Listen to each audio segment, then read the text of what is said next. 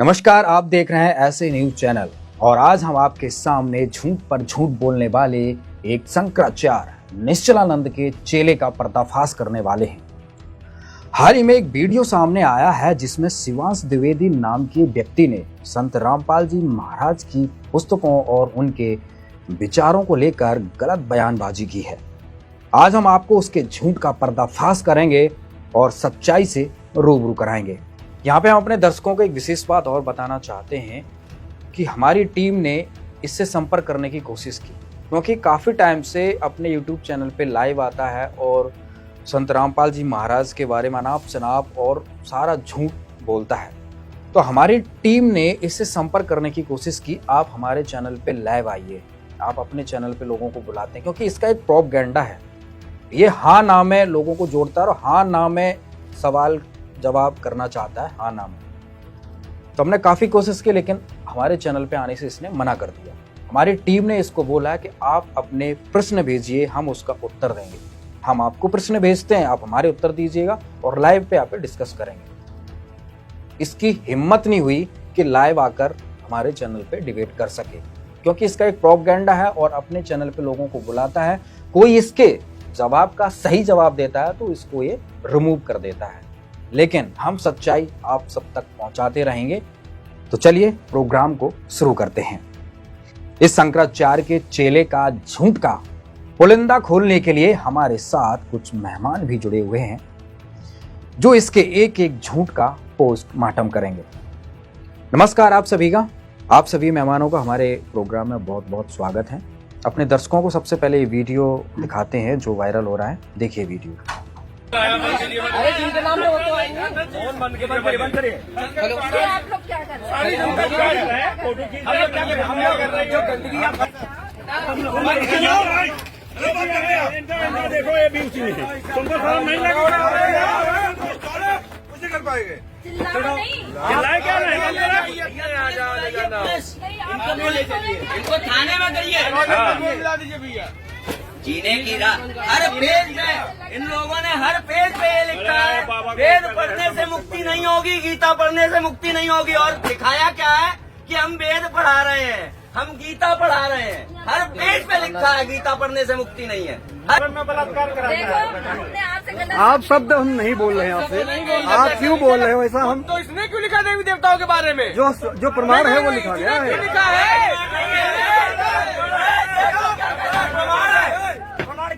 देख लो क्या कह रहे हैं, प्रमाण है। आओ शास्त्रार्थ करो, आओ शास्त्रार्थ करो। तुम्हारे से ही ज्ञान चर्चा कर लो। हम आपकी ऊंची आवाज नहीं बोल रहे भाई साहब, आप कैसे बात कर रहे हैं? प्रमाण है जनता को मूर्ख बना रहे हो तुम। कि दुर्गा जी गई थी, सीता माता के रूप में दुर्गा जी वहाँ संभोग करने गई थी राम के साथ, ये लिखा है इन्होंने। ऐसा नहीं लिखा, ऐसा नहीं लिखा है। मर जाएंगे अगर ये नहीं बिकने देंगे, समझे? ये जो पार्वती माता के बारे में गंदा गंदा लिखा उसको बेच रहे हो। हिंदू नहीं है क्या? ये शर्म नहीं है? ये लोग हिंदू कलंक है हिंदू के नाम पे। क्या परिभाषा हिंदू की? बोल। कबीरदास जी का फोटो लगा करके कैसे बात करें? वो इसलिए बात करो, फंस गए हो। अभी अपने में होते धनाना अनाना में तब बताते हमको। पार्वती माता राम के पास इसलिए जाती है कि उनको संभोग करना है, और ये पुण्य कर रहे हैं। ये जेल धाम के वासी निवेदन न करिए। अरे ये स्टॉल लगने क्यों नहीं थे? हम लोग क्या पढ़े लिखे नहीं है क्या? नहीं है, ढूंढ लीजिए। हिंदू परिषद बजरंग दल में है, मैं जिले का पदाधिकारी हूँ, आपका प्रखंड के है, ढूंढ लीजिए। ये माता दुर्गा के साथ बलात्कार लिखा है। ये देखो, ये देखो, कब हुआ बलात्कार? दिखाओ प्रमाण। ऊपर क्या आप कह रहे हैं? प्रमाण है आपके पास? ये प्रमाण कह रहे हैं, प्रमाण है हमारे पास। बहुत बड़ी होती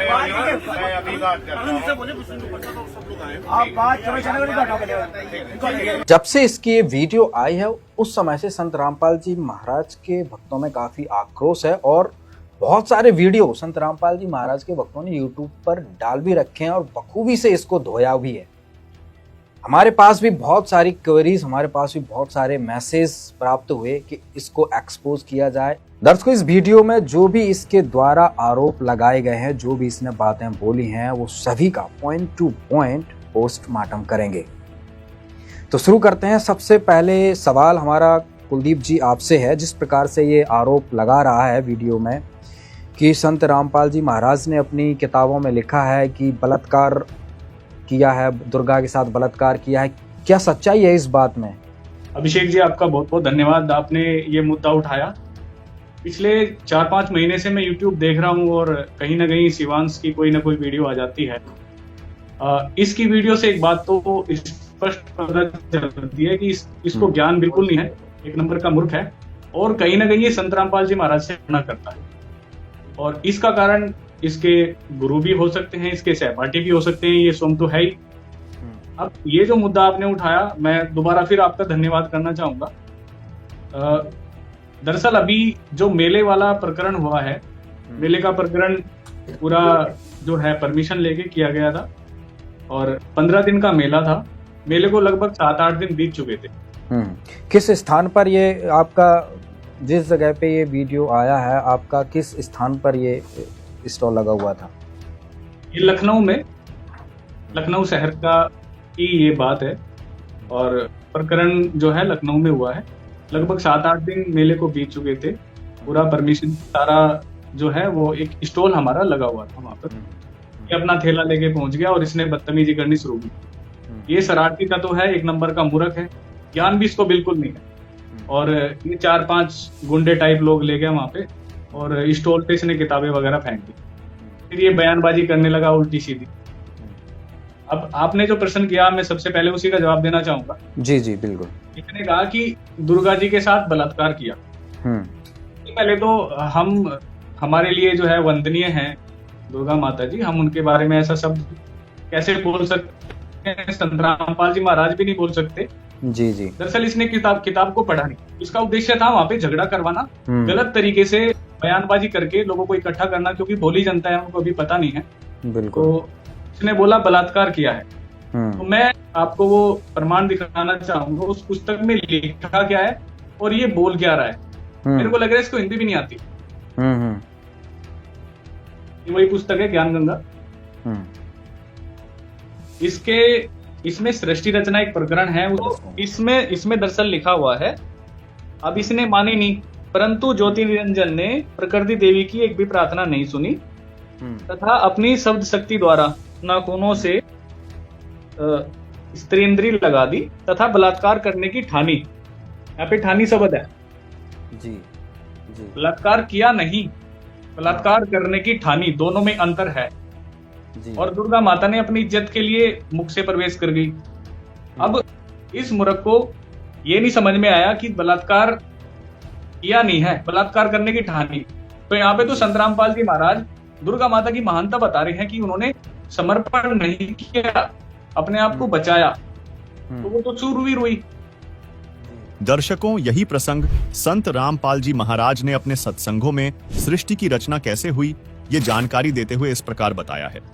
उसकी एक वीडियो बनाई गई है जिसकी हेडिंग है संपूर्ण सृष्टि रचना। इससे कुछ अंश दिखाते हैं। इस वीडियो का लिंक हमने डिस्क्रिप्शन बॉक्स में दे दिया है, कृपया इसको वहां पूरा देख सकते हैं। अब देखें इसी प्रकरण पर सत्संग का वो अंश। सहजदास पिताजी के आदेश को श्रोधार्य करके अपनी बहन श्री दुर्गा को साथ लेकर ज्योति निरंजन के पास आ गया, यानी क्षर पुरुष के द्वीप में चला गया। उस लोक 21 ब्रह्मांडों में उससे कहा कि ये बहन है और इस बहन के शरीर में परमात्मा ने सभी आत्माओं को प्रवेश कर दिया है। अब सहजदास ने क्षर पुरुष से कहा कि पिताजी ने ये बहन भेजी है दुर्गा, इस श्री देवी के शरीर में वो सभी आत्माएं प्रवेश कर दी हैं और इसको परमेश्वर कबीर देव जी ने वरदान दे दिया है कि जितने जीव तू चाहेगा ये वचन से उत्पन्न कर देगी। ऐसा कहकर के वो सहजदास उस लड़की को वहां छोड़कर वापस आ गया। अब सहजदास के आ जाने के उपरांत वहां पर प्रकृति देवी और ये ज्योत निरंजन अर्थात क्षर पुरुष ये दोनों रह गए। अब लड़की युवा होने के कारण उसका रूप रंग निखरा हुआ था। अब ज्योत निरंजन यानी क्षर पुरुष के मन में दोष उत्पन्न हो गया। अकेली युवा लड़की को देखकर उसने उस लड़की के साथ, दुर्गा के साथ, श्री देवी के साथ दुर्व्यवहार करना चाहा। तो प्रकृति देवी ने बार बार कहा कि ज्योत निरंजन तू ऐसा कर्म ना कर, मैं आपकी बहन हूं, आप मेरे बड़े भाई हो। आपकी उत्पत्ति परमेश्वर कबीर देव जी से सतपुरुष से अंडे से हुई, उसके बाद हमारी भी उत्पत्ति उसी परमेश्वर ने की। आप मेरे बड़े भाई हो, मैं आपकी छोटी बहन हूं, आप मेरे साथ ये जुल्म ना करो। बहुत विनय करी, लेकिन इस सर्वपुरुष में इतना काम वासना बढ़ गई, इतना रजोगुण प्रभावित हो गया कि इसने एक नहीं सुनी, ना कोई मान मर्यादा रखी और लड़की के साथ इसने बलात्कार करने की चेष्टा की। अभद्र तरीके से मुंह खोल रखा था। दुर्गा ने यानी प्रकृति देवी ने सूक्ष्म रूप बनाया, इसके मुंह में पेट में शरण ग्रहण की। वैसे तो कहीं भागे जान नहीं दे सकता था, पता था उसको। अपनी इज्जत रक्षा के लिए, अपने कौमार्य की रक्षा करने के लिए इसने पेट में शरण चली गई।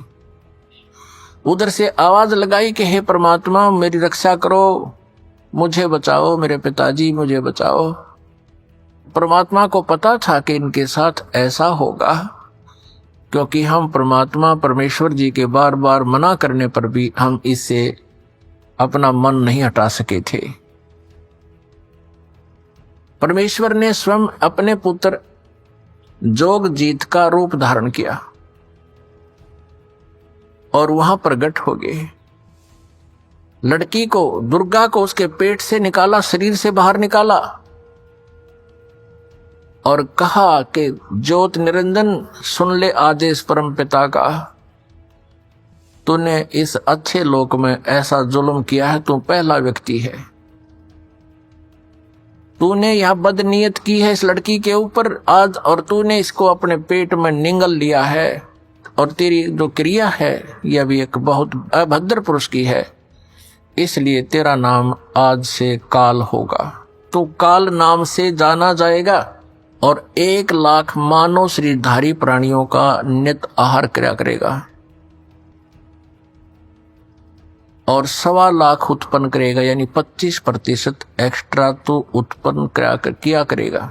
दर्शकों, संत रामपाल जी महाराज ने सृष्टि रचना के इस प्रसंग में प्रकृति देवी को काल ब्रह्म के पेट से निकालने का जो वृतांत सूक्ष्म वेद से सुनाया है, इसका प्रमाण संक्षिप्त शिव पुराण गीता प्रेस गोरखपुर से प्रकाशित अध्याय 6 के पृष्ठ 120 और 121 पर भी मिलता है।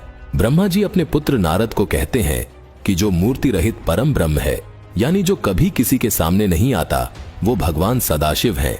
अर्वाचीन और प्राचीन विद्वान उन्हीं को ईश्वर कहते हैं। उस समय एकाकी रहकर स्वेच्छानुसार विहार करने वाले उन सदाशिव ने अपने विग्रह से स्वयं ही एक स्वरूपभूता शक्ति की सृष्टि की, यानी उस सदाशिव के पेट से एक शक्ति निकली जो उनके श्रीअंग से कभी अलग होने वाली नहीं थी। उस पराशक्ति को प्रधान, गुणवती, माया, बुद्धि तत्व की जननी तथा विकार रहित बताया गया है। वह शक्ति अंबिका कही गई है। उसी को प्रकृति, सर्वेश्वरी, त्रिदेव जननी यानी ब्रह्मा विष्णु महेश की माता भी कहते हैं, नित्या और मूल कारण भी कहते हैं। सदाशिव द्वारा प्रकट की गई उस शक्ति की 8 भुजाएं हैं। दर्शकों, ये अष्टांगी अर्थात दुर्गा देवी है। और सदाशिव कौन है, ये देखिए पृष्ठ 121 पर। जो सदाशिव हैं वो अपने सारे अंगों पर भस्म रमाए रहते हैं। उन काल रूपी ब्रह्म ने, दर्शकों इस पर गौर कीजिए, ये काल रूपी ब्रह्म वही है जिसके पेट से परमात्मा ने प्रकृति देवी को निकाला था। इस काल रूपी ब्रह्म ने एक ही समय शक्ति के साथ शिवलोक नामक क्षेत्र का निर्माण किया था। यहां स्पष्ट है कि सदाशिव ही काल रूपी ब्रह्म है, जिसके पेट से प्रकृति देवी निकली। इसकी बहन के साथ अगर कोई रेप करने की कोशिश करेगा तो क्या वो अपनी इज्जत की रक्षा नहीं करेगी? और वो अपनी इज्जत की रक्षा करके अगर भाग गई वहां पे, फिर भी ये उसको बोलेगा कि तू तो बदचलन है। बिल्कुल ठीक है, वो तो सूरवीर हो गई। तो इतना भी ज्ञान नहीं है उसमें, पुस्तक में लिखा क्या है। ठीक है, और इस तरह के लोग, इन्होंने दरअसल एक एजेंडा बना लिया है कि संत रामपाल जी महाराज को बदनाम करना है, उनके शिष्यों को बदनाम करना है। अरे भाई, इस पुस्तक में ऐसा कुछ भी नहीं लिखा है। लगभग 3 कोर्ट में ये पुस्तक, 3 कोर्ट से फैसला आया हुआ है। इस पुस्तक में कुछ भी गलत नहीं लिखा है, जो भी लिखा है सदग्रंथों के आधार पे लिखा है। मतलब जो प्रकरण आप बता रहे हैं उससे स्पष्ट हो रहा है कि जो दुर्गा जी हैं, माता दुर्गा जी हैं, उसके साथ में जो आप जिसको ब्रह्म बता रहे हैं, काल बता रहे हैं, उसने बलात्कार करने के लिए कोशिश की। मतलब उसके साथ जबरदस्ती संबंध बनाने की कोशिश की, लेकिन किया नहीं, ऐसा किया नहीं है, कोशिश की है उसने। और ये 50 लोगों के बीच में जी ये सिंपल सा वैसे ही है। मैं माफी चाहूंगा बीच में बोलने के लिए कुलदीप जी से भी। ये सिंपल वैसे ही है जैसे भस्मासुर नामक राक्षस की नीयत खराब थी, पार्वती जी के साथ जबरदस्ती करना चाहता था जी। अब यहाँ कसूर भस्मासुर का है या पार्वती जी का है? जी और जबरदस्ती को अगर कोई बलात्कार का नाम दे या बलात्कार साबित करना चाहे तो क्या वो साबित करने वाला व्यक्ति अपराधी है या पार्वती जी अपराधी? और क्या ये प्रकरण हमारे शास्त्रों में, हमारे ग्रंथों में इतना कितनी बार आया है? जैसे दुशासन पाया है, द्रौपदी को नंगी करना चाहा, बहुत सारे प्रकरण में जबरदस्ती करना चाहा। ये सिंपल वैसे ही तो है कि काल ब्रह्म ने दुर्गा जी के साथ जबरदस्ती करने की कोशिश की। अब कोशिश को बलात्कार साबित कर रहा है ये मूर्ख व्यक्ति। बोलिए कुलदीप जी। मैं एक बार सुनो। हाँ जी वीरदास जी। हाँ जी वीरदास जी, बताइए आप। बलात्कार के बारे में मैं एक प्रकरण और सुनाता हूँ आपको। जी भविष्य पुराण के अंदर लिखा हुआ है, भाग 2 प्रतिसर्ग पर्व अध्याय 17 659 पेज पर श्लोक 67 से 76 तक भविष्य महापुराण में लिखा हुआ है।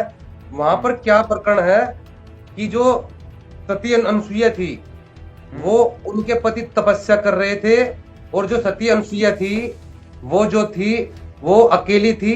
तो ब्रह्मा विष्णु महेश जो है तीनों वहां पर जाते हैं। और मैं थोड़ा पढ़ के सुना देता हूँ आपको, थोड़ा सा ये लगेगा कि जब ब्रह्मा विष्णु महेश वहां जाते हैं तो ऋषि ध्यान में मगन थे। तो वे सती अनसुईया के पास आए। रुद्र यानी शिव ने अपने हाथों से लिंग को पकड़ा हुआ था। विष्णु उसमें रसवर्धन कर रहे थे और ब्रह्मा अनसुईया को देख कामुक हो गए। तब तीनों देवता ने कहा कि हे सुंदरी, हमें रति क्रिया प्रदान करे, अन्यथा हमारे प्राण निकल जाएंगे। तो पतिव्रता अनसुईया ने कोई जवाब नहीं दिया। तो तीनों ने उनके साथ बलात् मैथुन करने का प्रयास किया। यानी तीनों ने बलात् मैथुन क्रिया करने का प्रयास किया अनसुईया के साथ में। तो आगे क्या हुआ? अब यहाँ पे बलात् शब्द आ रहा है। तो वो फिर आगे क्या हुआ? सती अनसुईया क्रोधित हो गई और उन्होंने जो है तीनों को श्राप दे दिया। श्राप क्या दिया कि तुम काम मोहित भविष्य में मेरे पुत्र होगे। ठीक है, महादेव का लिंग, ब्रह्मा का सिर और विष्णु का चरण मनुष्यों के द्वारा पूजित है। तो अब इस मूर्ख से कोई पूछे, इस अंग्रेज से, अरे भाई तू एक बात बता, ये भविष्य पुराण में लिखा हुआ है तीनों देवताओं ने बलात्कार करने की कोशिश की सती अनसुईया के साथ में।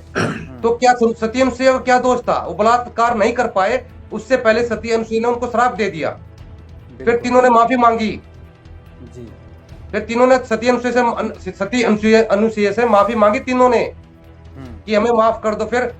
फिर उन्होंने कहा कि मेरा श्राप जब खत्म होगा जब तुम तीनों मेरे पुत्र रूप में पैदा होगे। तो दत्तात्रेय दत्तात्रेय जो थे विष्णु जी के अवतार थे, और दुर्वासा जो शिव जी के अवतार थे, इनके पुत्र हुए 3 ये।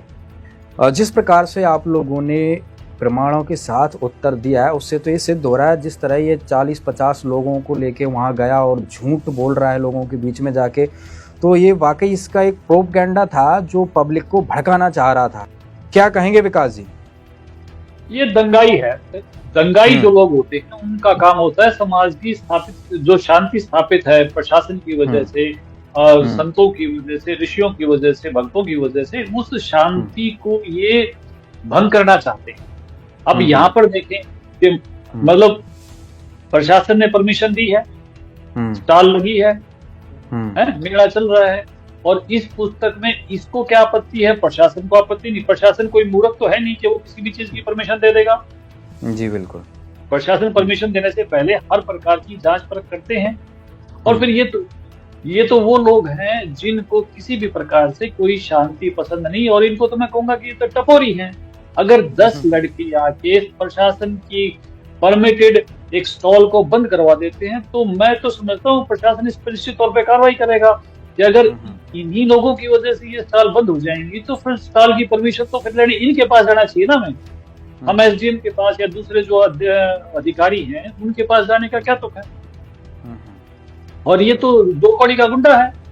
और ये तो शुक्र परमात्मा का, मैं बहुत धन्यवाद करूंगा उसको, कबीर परमात्मा का, कि वहां पर हमारी तरफ से ज्यादा संख्या में लोग नहीं थे।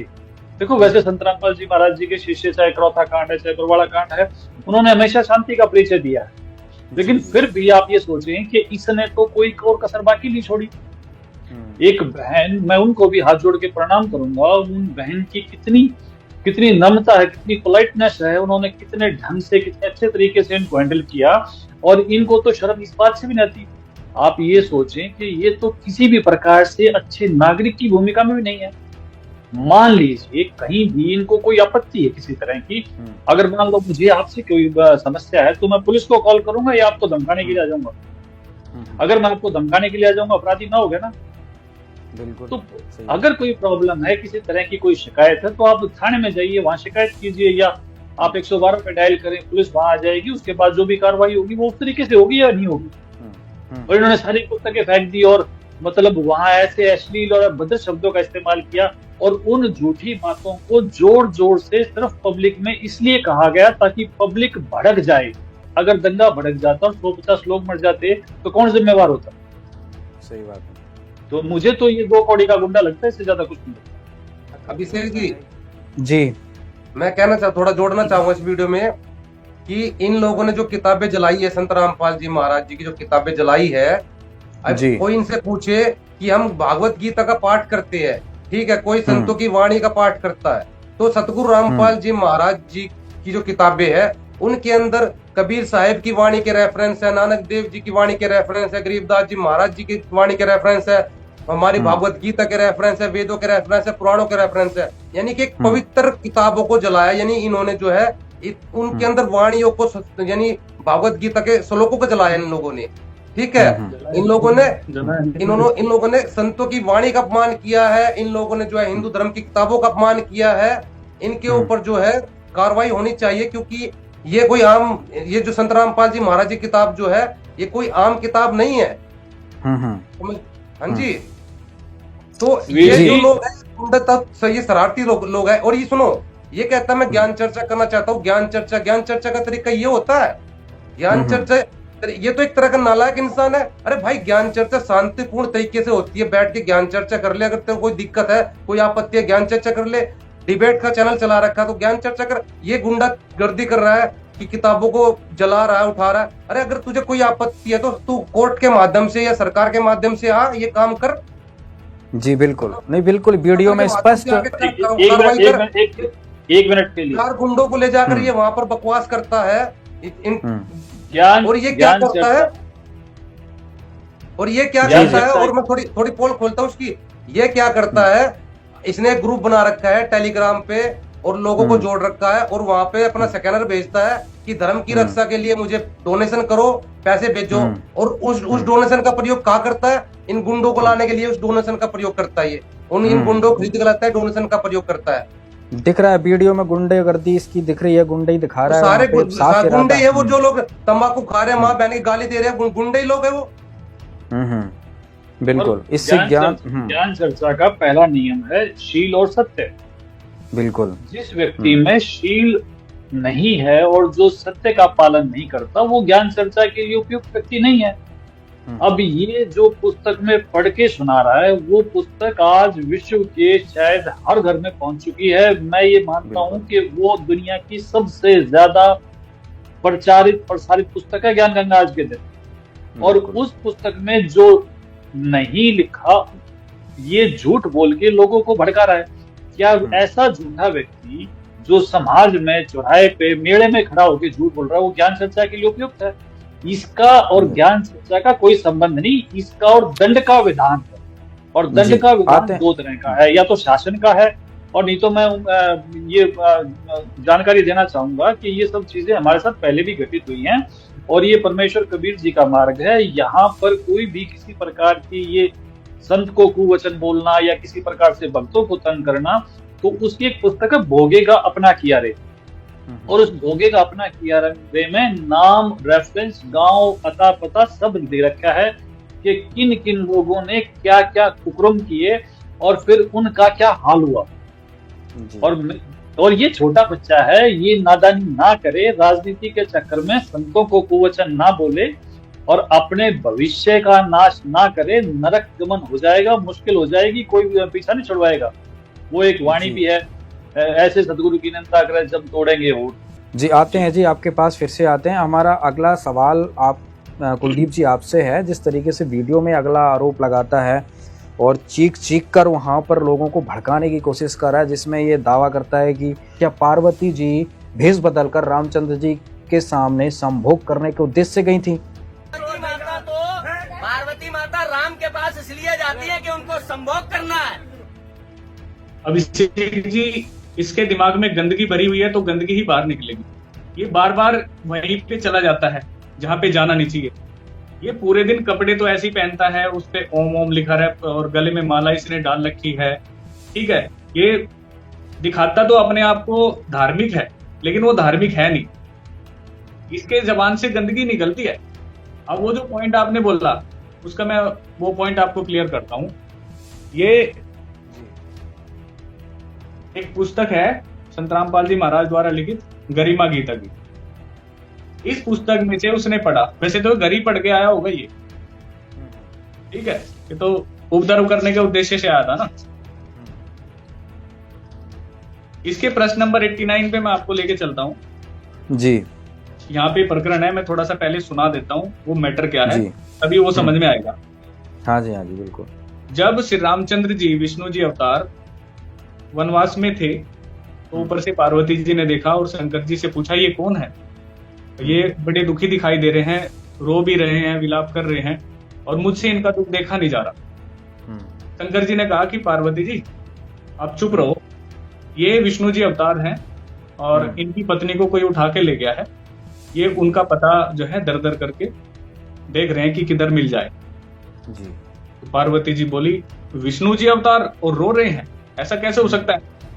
मैं तो इनकी परीक्षा लूंगी कि ये विष्णु अवतार है या नहीं है। शंकर जी ने कहा पार्वती जी आप ऐसा मत करना, विष्णु जी मेरे बड़े भाई हैं, अगर आप मेरे बड़े भाई की पत्नी का रूप बना लोगे तो मेरी बड़ी भाभी हो जाओगी, मेरी माँ समान हो जाओगी, फिर मैं आपको पत्नी रूप में स्वीकार नहीं कर पाऊंगा। ये गलत काम बिल्कुल मत कर देना, मैं आपको ये चेतावनी देता हूँ, गलत हो जाएगा वो। पार्वती जी बोली ठीक है नहीं करूंगी। सामने से तो बोल दिया शंकर जी, चले गए कहीं, वो पार्वती जी आ गई फिर सीता माता का रूप बना के कि कोई बात नहीं इतनी बड़ी। अब यहाँ पे संत रामपाल जी महाराज हमें ये समझाना चाहते हैं कि हमारी जो बुद्धि है ना, ये काल के वश है, ठीक है। पहले तो पता नहीं था रामचंद्र जी को कि कौन उठा के ले गया मेरी पत्नी को, और फिर सामने सीता जी रूप में बन के आई जो पार्वती जी, उनको पहचान लिया कि ये तो पार्वती जी आ गई। उन्होंने पहचान लिया कि आप पार्वती जी, आप शंकर जी को कैसे छोड़ के आ गए। तो वो जो प्रकरण है वो किस तरह से लिखा है और इसने कैसे पेश किया है, वो मैं आपको पढ़ के सुना देता हूँ जी। यहाँ पे पार्वती जी कह रही है, प्रश्न नंबर 89 पे मैं पढ़ रहा हूँ जी। बिल्कुल। इनको आप भगवान कह रहे हो। भगवान शिव बोले पार्वती आप नहीं जानती, यह भगवान विष्णु के अवतार रामचंद्र जी हैं, इनकी पत्नी को कोई उठा के ले गया है, इसलिए विलाप कर रहे हैं, तलाश कर रहे हैं। उमा बोली भगवान कभी रोते हैं क्या, मैं तो इनकी परीक्षा लूंगी। परीक्षा शब्द लिखा है, तब इसको प्रणाम करूं। भगवान शिव बोले परीक्षा मत लेना, ठीक है। उमा ने उपरले मन से कहा कि अच्छा परीक्षा नहीं लूंगी, परंतु शिव जी के दूर जाते ही छिपकर सीता माता का रूप बनाकर यह सोचकर कि मुझे सीता जानकर प्यार व संतोष करेगा, ठीक है, और श्री रामचंद्र जी के सामने आ गई। अब ये इस पे संतोष शब्द पे बहुत ज्यादा कूद रहा है कि प्यार व संतोष करेगा। संतोष का मतलब है कि किसी चीज को पाके संतोष हो जाना, संतुष्टि कर लेना कि हाँ भाई मुझे कोई चीज मिल गई। मान लो मुझे प्यास लगी हुई है, ठीक है, मैं जैसे मुझे बड़ी प्यास लगी है और जैसे मैं पानी पी लूंगा तो मुझे संतुष्टि हो जाएगी, हाँ भाई मैंने पानी पिया है। एक अन्य उदाहरण से समझते हैं, जैसे माता है, उसके 2 बच्चे स्कूल से आए, जैसे वो खाना खा लेते हैं उसको संतोष हो जाता है, हाँ मेरे दोनों बच्चों ने खाना खा लिया, ठीक है। अन्य बहुत सारे ऐसे उदाहरण है संतोष के। अब ये हिंदी की बात इतना भी नहीं समझेगा तो कहते मूर्ख है। इसने, क्योंकि इसके दिमाग में गंदगी भरी है, इसने उस संतोष को सेक्सुअल सेटिस्फैक्शन के इक्वल कर दिया, ठीक है, क्योंकि दिमाग में गंदगी भरी है। नहीं, आपने बड़ी बहुत ही अद्भुत जानकारी दी है। जब आपकी पुस्तक में आपने पढ़ के बताया, जब ये जिक्र है ही नहीं है कि भाई पार्वती जी रामचंद्र जी के सामने संभोग करने के उद्देश्य से गई हैं, वहाँ पे तो प्यार और संतोष वाली बातें लिखी हैं जिस तरीके से आपने दिया, तो इस तरीके का जो संभोग वाला नाम ये वहाँ पे बार बार पब्लिक के सामने ले रहा है और एक तरीके से पब्लिक को भड़काने की कोशिश कर रहा है, तो इसके पीछे का उद्देश्य क्या हो सकता है? यहाँ पर वीर जी आपसे मैं जानना चाहता हूँ, क्या कहना है इसमें? जब इस तरीके का मामला कुछ था ही नहीं तो फिर इस तरीके से क्यों वहाँ पे उछल कूद कर रहा है? अभिषेक जी, ये जो है एक गंदी सोच का गंदा कीड़ा है। वहां पर केवल ये जनता को भड़काने के लिए गया था। इसका उद्देश्य है जनता को भड़काना और संत रामपाल जी महाराज जी के स्टॉल को बंद करवाना। अब कोई मूर्ख से पूछे, अरे भाई कौन सी डिक्शनरी में लिखा हुआ है संतोष का अर्थ होता है सेक्स होता है, संभोग होता है, दिखा कौन सी डिक्शनरी में लिखा हुआ है? अरे नालायक इंसान, कौन से मास्टर ने पढ़ा तेरे को? तू अपने मास्टर को भी बुरा गाली दिलवाएगा क्यों? जो चीज मास्टर ने पढ़ाया वो भी देखेगा तो वो कहेगा कि संतोष का अर्थ मैंने संभोग का पढ़ा दिया। उसमें लिखा हुआ है कि जब पार्वती माता जो है, जब सीता का रूप बनाकर राम जी के पास गई तो राम जी मुझे प्यार करेगा और संतोष करेगा, यानी संतोष करने का मतलब है राम जी संतोष कर लेंगे कि मेरी सीता मुझे मिल गई, बस इतनी सी बात थी। लेकिन इस गंदी सोच के गंदे कीड़े ने क्या सोचा कि वो संतोष यानी संतुष्ट करना। अब संतुष्ट करने का मतलब भी ये नहीं होता कि भी संभोग होता है। हाँ, अगर यहाँ वहां ये लिखा होता फिजिकली यानी शारीरिक रूप से संतुष्ट करना, एक अलग अलग अलग वे में लिखा होता कि भाई वो शारीरिक रूप से संतुष्ट करेंगे या कुछ और करेंगे तो अलग मान सकते थे। लेकिन संतुष्ट करने का मतलब ये नहीं होता कि वो संभोगी करेंगे। तो ये एक गंदी सोच का गंदा कीड़ा है, इसके दिमाग में गंद भरा हुआ है और इससे ज्यादा कुछ नहीं है। संत रामपाल जी महाराज जी की किताबों को अश्लील किताबें बता करके मात्र जनता को भड़काना था और संत रामपाल जी महाराज जी के स्टॉल को बंद करवाना था। इसकी ये मूर्खता थी। जी विकास जी क्या कहेंगे? दरअसल अभिषेक जी क्या है कि ये राक्षस प्रवृत्ति का व्यक्ति है, इसका भगवान से, आस्तिकता से, इंसानियत से कोई लेना देना नहीं है। यहाँ तो ये पार्वती माता का भी जबरदस्ती, यहाँ ये सदगुरु रामपाल जी महाराज जी का अपमान नहीं कर रहा, यहाँ ये पार्वती माता का अपमान कर रहा है, यहाँ ये विष्णु रूप में आए श्री राम जी का अपमान कर रहा है। ये बातें किसी भी पुत्र को अपनी माँ के बारे में कहते हुए लाख बार सोचना चाहिए, शर्माना चाहिए, उसको डूब मरना चाहिए। अगर तुम्हें झूठ भी बोलनी है, अपनी दुकान भी चलानी है, तो कम से कम अपनी माता की नीयत पे तो शक ना करो। पार्वती हमारी माता है ना, पार्वती इसकी भी माता है और इसने अपनी माता को बदनाम कर दिया मात्र इसलिए ताकि इनकी दुकान चल सके। और अभिषेक जी, इन पंडों का मामला जो है ना, ये 600 साल से यूं ही चल रहा है। पहले कबीर जी 600 साल पहले आए और उन्होंने कबीर जी ने इनकी बखियां उधेड़ दी। क्या वेद, क्या पुराण ज्ञान जानते हो, कबीर जी की महिमा कहने के लिए तो शब्द ही नहीं है। तो इन पंडों ने क्या किया, वहां भी अपनी दुकान चलाने के लिए कबीर जी पर झूठे मन गढ़ंत आरोप लगाए और ऐसे ऐसे इन्होंने आरोप लगाए जिसका ये एक एग्जाम्पल है। और ये एग्जाम्पल आप खुद देखो, इसने अपनी माँ की नीयत पे शक कर लिया सिर्फ इसलिए कि सतगुरु रामपाल जी महाराज जी को बदनाम कर सके। और ऐसे ही उस समय में पंडे करते थे कबीर जी को बदनाम करने के लिए। लेकिन आज डिजिटल जमाना है, लोग पढ़े लिखे हैं, कबीर परमात्मा की दया से सब पुस्तकें आज ऑनलाइन है और इसी कारण ये धंधा नहीं भड़क सका। अगर ये 600 साल पहले की स्थिति होती तो एक ऐसा महाभारत खड़ा हो जाता जिसमें पार्वती माँ को बदनाम करने और विष्णु जी की नीयत पे उंगली उठाने के जुर्म में पता नहीं कितने लोग मारे जाते हैं। और ये तो बहुत घिनौना पाप है, लेकिन ये परमात्मा की दया से ये आज नहीं चल सकता। इन पंडों का समय जा चुका है। इन्होंने उस जनता को बहुत मूर्ख बनाया जब जनता अनपढ़ थी। आज जनता पढ़ी लिखी है। और सबसे बड़ी बात, संत रामपाल जी का सत्संग 10-12 चैनल्स पे आता है और करोड़ों लोग उनके शिष्य हैं। और आज संत रामपाल जी के बारे में हर व्यक्ति ये जानता है कि संत रामपाल जी का ज्ञान सत्य और प्रमाणिक है। और इन सब कारणों से वहां पर झगड़ा नहीं हुआ, मात्र ये उस स्टॉल को ही बंद करा पाया, जो इसका उद्देश्य तो काफी बड़ा था, लेकिन परमात्मा के कारण ये अपनी चाल में सक्षम नहीं रहा। अब आप खुद देखो, ये जो वीडियो वायरल हुई है, इस वीडियो में ज्ञानगंगा पुस्तक है। अब ये वायरल हुई है, लोगों ने ज्ञानगंगा को खोल के देखा है। 1 मिनट में पूरी दुनिया इसको ये देख रही है कि ये व्यक्ति झूठा है और इसकी नीयत इतनी ज्यादा खराब है। और इस वीडियो के कारण ये सजा का अधिकारी भी है और सामाजिक बहिष्कार का भी अधिकारी हो चुका है। आज हर व्यक्ति के मन में इस व्यक्ति के प्रति घृणा उत्पन्न हो चुकी है।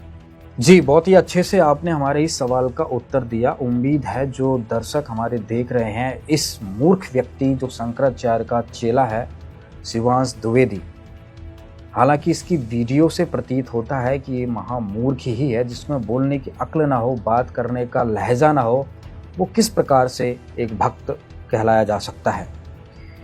अगला सवाल मेरा आपसे है विकास जी, जिस तरीके से ये वीडियो में चीख रहा है कि संत रामपाल जी महाराज ने किताबों में गंदा लिख रखा है, तुम्हें शर्म नहीं आती है, तो क्या गंदा लिखा हुआ है किताबों में, संत रामपाल जी महाराज की किताबों में? जिस प्रकार से आपने अभी हमारे सवालों के जवाब दिए, जिस प्रकार से इसने आरोप लगाए थे, तो मुझे तो ऐसा कहीं नहीं दिखा कि किसी भी प्रकार का पुस्तक में कोई गलत बात लिखी हो, गलत स्टेटमेंट दिया गया हो। ये जो पार्वती माता के बारे में गंदा लिखा उसको बेच रहे हैं। ये किस गंदेपन की बात कर रहा है, क्या आप स्पष्ट करेंगे विकास जी? देखिए अभिषेक जी, इसने इन शब्दों का प्रयोग सिर्फ दंगा भड़काने के लिए, जनता को लड़वाने के लिए किया है।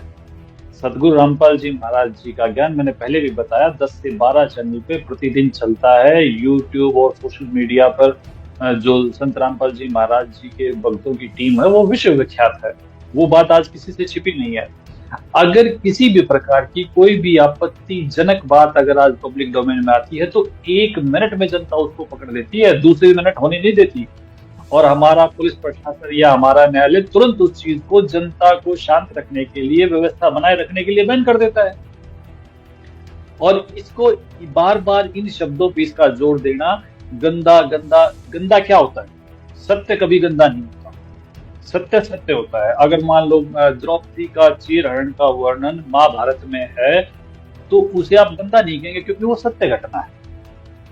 अब इस प्रकार की सत्य घटना हमारे शास्त्रों में है, क्योंकि हमारे शास्त्रों में है ही सारी सत्य घटनाएं।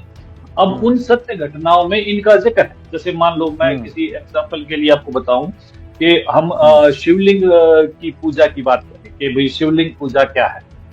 अगर मान लो शिवलिंग पूजा की हम बात करें तो ये सब चीजें आज शिवलिंग के रूप में हर मंदिर में, हर शंकराचार्य, सब चीजें पूजी जा रही हैं।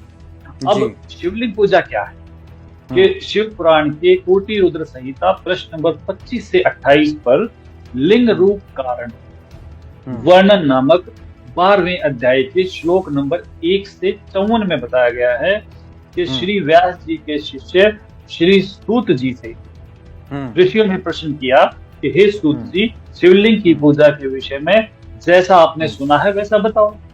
ऋषि सूत जी ने क्या जवाब दिया आप वो सुनिए कि जैसा कहता हूं सुनो। दारुवन में शिव भगत ऋषि रहते थे, वे निरंतर शिव जी का पूजन करते थे। उनकी पत्नियां जिनके साथ उसी वन में रहती थी। कुछ ऋषिजन एक दिन हवन की लकड़ी लेने के लिए दारुण वन में आए और इसी अंतर में एक व्यक्ति नग्न अवस्था में उस वन में आया और अपने लिंग यानी तांग को हाथ में पकड़कर कामी पुरुष अर्थात व्यभिचारी की तरह निर्लज होकर हिला हिलाकर अश्लील हरकतें करने लगा। ये मैं शिव पुराण पढ़ के सुना रहा हूँ, मेरा इसमें अपना कुछ नहीं है। उसे देखकर उस वन की स्त्रियां उसके पास आई और वे उसके लिंग को पकड़कर हिलाने लगी, उसको छूने लगी, कुछ आलिंगन करने से प्रसन्न हुई। उसी समय ऋषि आ गए और उन ऋषियों ने कहा कि तू ऐसा बेशरम करने वाला कौन है तेरा लिंग धरती पर गिर जाए, उस समय उसका लिंग भूमि पर गिर गया, जलने लगा, तीनों लोकों में जलता हुआ गया। उसको शांत करने के लिए पार्वती की स्तुति की गई और उससे कहा गया कि आप योनि लिंगी अर्थात मैं बताऊं लिंगी को प्राइवेट पार्ट ऑफ वुमेन बन जाओ। पार्वती जी ने योनि को धारण किया और उस जलते हुए लिंग को उस योनि में डाला गया, तब वह शांत हुआ। उसके पश्चात उस शिवलिंग की ऐसी मूर्ति जिसमें स्त्री योनि में लिंग प्रविष्ट हो, पत्थर की बनाकर स्थान स्थान पर कर पूजा शुरू हुई। ये शिव पुराण पढ़ा है मैंने जी। इसको क्यों बिकने देता है? ये कहता है कि मैं ज्ञान गंगा को बिकने नहीं दूंगा। ये शिव पुराण बिक रहा है और ये कौन है ये घोषणा करने वाला कि क्या बिकेगा और क्या नहीं बिकेगा? नहीं, ये तो बहुत अद्भुत जो चीज आपने विकास जी शिव पुराण से बताई, ये तो बहुत ही अद्भुत अचरज वाली बात है। जिस प्रकार से ये संत रामपाल जी महाराज की किताबों को गंदा बता रहा है, ना कि उसमें ऐसा कोई गंदी बात लिखी थी, ना ऐसा कोई उसमें जिक्र है। और शिव पुराण से आपने बताया तो इस प्रकार की गंद का विरोध नहीं करता है क्या? देखो, मैं इसको भी गंदा नहीं कहूंगा। ये एक घटना घटी जहां से शिवलिंग की पूजा शुरू हुई। ये जो कुछ लोग कहते हैं कि शिवलिंग का मतलब शिव चिन्ह है, चिन्ह का मतलब लिंग है, ये देखो ये सब चीजें हमारे पुराणों में क्यों लिखी है? हाँ विकास जी, मैं आपको यहाँ पर रोकना चाहता हूँ। एक बार इस शंकराचार्य के मंद बुद्धि चेले को कहना चाहता हूँ कि तुझे संत रामपाल जी महाराज की किताब से गंदगी दिखी कि संत रामपाल जी महाराज ने सीता के बारे में, पार्वती के बारे में ऐसा लिखा, जो कि ऐसा लिखा भी नहीं है। संत रामपाल जी महाराज के भक्तों ने, उनकी रिसर्च टीम ने हमें ये साबित करके दिखा भी दिया है। लेकिन सवाल अब तुझसे है, संत रामपाल जी की किताबों में तुझे गंदगी दिखी जो कि वो पवित्र थी, क्या तुझे शिव पुराण की ये गंदगी नहीं दिखी? ये तो तुम्हारे पंचदेवों में सबसे बड़े भगवानों में से एक शिव जी हैं, और शिवलिंग की व्याख्या जो शिव पुराण में इस तरीके से आई है, विकास जी, यदि ये समाज में अगर आज प्रचलन में आ जाए, अगर ये कथा अगर आज जनता में पता लग जाए, तो मुझे नहीं लगता कि आज से कोई भी शिवलिंग की पूजा करेगा। क्या ये सत्य है? देखिए, ऐसा है अभिषेक जी, ये जो संतों का संघर्ष रहा है, आज से पहले रहा है, हमेशा रहा है। चाहे उसमें आदरणीय पूजनीय कबीर परमेश्वर जी हैं, आदरणीय गरीबदास जी हैं, नानक जी हैं, ये संतों का संघर्ष इन पंडों के साथ ऐसे ही रहा है। संतों ने हमेशा उस व्यवस्था को नकार दिया है जो गलत है, और इन पंडों ने हमेशा उस व्यवस्था को स्थापित किया है जिससे इनकी दुकानदारी चले। तो आपको क्या लगता है, ये जो शिवलिंग की पूजा है ये मात्र दुकानदारी के लिए है? अन्यथा अगर इसकी असलियत आपने जो शिव पुराण से पढ़ी है, जो शिव पुराण से जानी है, इसको जानने के बाद क्या शेष रहेगा? और ये शिव पुराण कोई आज पहली बार नहीं पढ़ा गया, ये हर घर में पढ़े जाने वाला ग्रंथ है शिव पुराण। जिस प्रकार से शिव पुराण से आपने ये शिवलिंग का जो कथा बताई है, जो विवरण दिया है, ये तो वाकई आश्चर्यजनक है। और मुझे लगता है कि इसको सुनकर, देखकर हर हिंदू शर्मिंदा होगा। क्या इस तरीके से और भी कहीं प्रकरण आता है क्या? वीर जी, आप कुछ बताएंगे हमारे दर्शकों को? हाँ जी, ऐसे प्रकरण जैसा कि विकास भाई ने बताया शिवलिंग के बारे में, तो ऐसे तो बहुत प्रकरण हमारे पुराणों के अंदर, लेकिन हमने कभी जरूरत नहीं समझी ये सब चीजें बताने की। लेकिन जैसा इस सिंहास ने जो है नालायकी दिखाई है, संत रामपाल जी महाराज जी की पवित्र पुस्तकों को इसने अश्लील पुस्तकें बता करके एक नालायकी दिखाई है, तो हमें भी थोड़ा सा मजबूरन बताना पड़ रहा है कि हम इन पुराणों के अंदर बहुत सी बातें लिखी हुई है। ठीक है, तो मैं आपको एग्जांपल देता हूँ पद्म पुराण का। जी, ये देखिए, पद्म पुराण में 60 खंड है और 731 पेज पर एक अमोघा नाम की नारी को देखकर संपूर्ण लोकों के पितामह का वीर्य संकलित हो गया। अब कैसे हुआ? एक मुनि थे, उनका नाम था संतनु था। उसकी पत्नी पतिव्रता थी, और जो थी वो और युवावस्था में थी और सुंदर थी। ठीक है, तो ब्रह्मा जी जो है उनके घर जाते हैं, तो मुनि जी जो है फूल लेने के लिए बाहर गए हुए थे। तो उस अमोघा सुंदरी को देख करके ब्रह्मा जी बहुत ज्यादा कामुक हो जाते हैं। और ब्रह्मा जी ने अपने को समाधिस्थ करके उसकी चिंता की यानी समाधित करके उसकी फोटो जैसे भी उसने अपनी आंखों के सामने लेके आया है ना। तो उसके कारण ब्रह्मा जी का वीर्यपात उस खाट पर ही हो गया। ठीक है। अच्छा। उसके बाद ब्रह्मा जी जो है वहां से शर्मिंदा होकर शीघ्र चले गए। तो फिर उसके बाद जो वो ऋषि जी थे कुछ देर बाद वो आए। तो और जो वो उनकी पत्नी थी वो अंदर थी। तो वो उन्होंने आवाज लगाई कि बोला कि खाट पे क्या पड़ा हुआ, ये किसका वीर्य पड़ा हुआ। तो उसने देखा कि आप खुद समाधि से लगा के पता कर लो। तो उन्होंने पता लगाया, ब्रह्मा की सारी जो सोच थी पता लगी कि ब्रह्मा जी की वजह से ये ऐसा हुआ, ये उनका वीर्य है। तो उन्होंने क्या कहा कि ये जो वीर्य है ये बहुत ही तेजस है और इसको आप जो है धारण कीजिए और एक अच्छा पुत्र पैदा होगा। तो उनकी जो नारी थी उन्होंने उस वीर्य को मुंह के माध्यम से ग्रहण कर लिया। ऐसी बातें लिखी हुई है। और विष्णु जी के बारे में जैसे कि ये शिवादिवादी, मतलब यहाँ पे जो आपने बताया है तो यहाँ पे ब्रह्मा जी के बारे में बताया गया है। हाँ जी, ब्रह्मा जी के बारे में। मनुस्मृति में शूद्रों के लिए क्या क्या घटिया बातें लिखी हैं।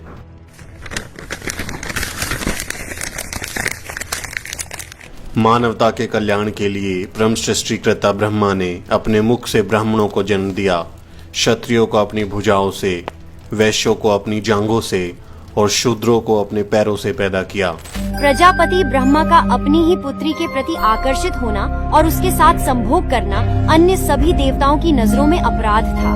सभी ने मिलकर पापों का सर्वनाश करने वाले शिव से आग्रह किया कि ब्रह्मा ने अपनी पुत्री के लिए यौनाकांक्षाएं रखी, जो कि एक बड़ा पाप है। ब्रह्मा को उनके किए का फल मिलना ही चाहिए। क्रोध में आकर शिव ने उनके 5वें सिर को उनके ढड्डी टियाच से अलग कर दिया था। जी, तो यहाँ से क्या लगता है कि ब्रह्मा जी ये भगवान हैं? क्या पूर्ण ब्रह्म है? जिस तरीके से जिस तरीके से इन देवताओं के देखो हम हमारे लिए आदरणीय रिस्पेक्टेड है और हम इनके मंत्रों का जाप भी करते हैं। ठीक है। तो देखिए, लेकिन जो इनके जो चरित्र है उनको भी बताना पड़ेगा। जैसे अब तो क्या ये चरित्र जो आपने अभी बताया, विकास जी ने शिव पुराण से बताया, आपने पद्म पुराण से बताया, तो क्या ये इसने शंकराचार्य के चेले ने ये नहीं पढ़े हैं? तो संत रामपाल जी महाराज की किताबों पे आपत्ति कर रहा है, क्या अपने हिंदू धर्म के इन पुराणों पर आपत्ति नहीं हुई? देखिए, मैं बार-बार बता चुका हूँ, ये जो बंदा है ये गंदी सोच का गंदा कीड़ा है। इसको संत रामपाल जी महाराज जी की जो किताब में संतोष शब्द लिखा हुआ है वो संतोष भी इसको जो है संभोग दिखाई देता है, लेकिन इन ब्रह्मा जी का ये नहीं दिखा भरी हुई है। हाँ जी, इन पुराणों के अंदर जो अश्लीलता भरी हुई है, जो संभोग क्रिया लिखी हुई है, वो इसको चमत्कार दिखाई देते हैं। तो इसका काम है, अपना काम बनता बाढ़ में जाए जनता। ठीक है।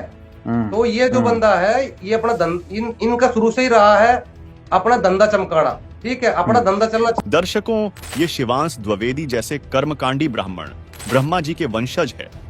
ब्रह्मा जी के क्रिया कर्म तो आपने देख लिए किस तरह के है। अब ऐसे ब्राह्मणों के बारे में वेद व्यास जी ने पुराणों में क्या बताया है, देखिए प्रमाण। सौभाग्य आपको ये अमृत ज्ञान सुनने को और देखने को मिल रहा है। ये छठा स्कंद संक्षिप्त देवी भागवत 414 पृष्ठ पे जन्मेजय ने पूछा, महाभाग किस युग में कैसा धर्म का स्वरूप है, इस संपूर्ण विषय को विशेष रूप से बताने की कृपा कीजिए। व्यास जी बोले, राजन यह निश्चय है कि सतयुग में ब्राह्मण वेद के पूर्ण विद्वान थे। देखिए व्यास जी कह रहे हैं कि सतयुग में ब्राह्मण वेद के पूर्ण विद्वान थे और उनके द्वारा निरंतर भगवती जगदम्बा यानी देवी का दुर्गा की आराधना होती थी। भगवती का दर्शन करने के लिए उनका मन सदा ललायित रहता था। प्रत्येक गांव में शक्ति का मंदिर उद्घाटन हो, इस विषय की उनके मन में बड़ी उत्सुकता रहती थी। देवी की पूजा करा करते वेद के विद्वान है तेरा गजब भैया है। अरे नो कह ये सतयुग में ये मंदिर का लठी कटवाए नकली ब्राह्मणा ने, ये काम बिगाड़ रखा सारा। अपने स्वार्थ बस अपने चेले बिठा दिए, उन्हें पूजा लागी, इनकी मौज माच की। प्रत्येक गांव में शक्ति का मंदिर होगा। अब यहाँ क्या बता, देखिए ये तो सतयुग के ब्राह्मण की थी। अब कलयुग के ब्राह्मणों की सती थी, और सुन लो इसी पवित्र पुराण में धर्म की यही सती थी, त्रेता में भी रही परंतु कुछ ह्रास हो गया था। सतयुग की जो सती थी वह द्वापर में विशेष रूप से कम हो गई थी। राजन उन प्राचीन युगों में यानी सतयुग, त्रेता, द्वापर में जो राक्षस समझे जाते थे वे कली में ब्राह्मण माने जाते हैं, कलयुग में, क्योंकि अब के ब्राह्मण प्राय पाखंड करने में तत्पर रहते हैं, दूसरों को ठगना, झूठ बोलना और वैदिक धर्म कर्म से अलग रहना कलयुगी ब्राह्मणों का स्वाभाविक गुण बन गया है। पुण्यात्माओं, परमेश्वर ने 600 वर्ष पहले कहा था, वेद पढ़े पर भेद न जाने, ये बाँचे पुराण 18, और पत्थर को ये पत्ते खुआवे, भूल गए सिरजनहारा। वेद पढ़ने भेद नहीं जाने, और ये बाँचे पुराण 18, और क्या कहेगा पता नहीं, लेकिन पुराणों में क्या लिखा हुआ है, ब्रह्मा जी अजरो अमर है, सर्वेश्वर है, महेश्वर है, इनकी कोई माता पिता नहीं, यही समृद्ध शक्ति है, और ये जन्मते मरते नहीं। और पुराणों में लिखा है ये जन्मते और मरते हैं, इनका तो जन्म और मृत्यु होती है। तो अब संत रामपाल जी महाराज ने क्या किया, इन्होंने जो है संत रामपाल जी महाराज ने हिंदू धर्म के लोगों को जगा दिया, ग्रंथों को खोल खोल के दिखा दिया, समझा दिया। अभी तक हमारे पूर्वज थे अशिक्षित थे, और इन्होंने क्या किया, उनको उन तक ये ग्रंथ पहुंचने नहीं दिए कि नहीं केवल ब्राह्मण जाति पढ़ेगी इन ग्रंथों को, और कोई दूसरा नहीं पढ़ सकता। लेकिन संत रामपाल जी महाराज ने जो है छोटी से लेकर बड़ी जाति तक को ये ग्रंथ पढ़ा दिए। तो इनको मुश्किल हो गई कि भाई तुम्हारा धंधा बंद होगा। क्यों?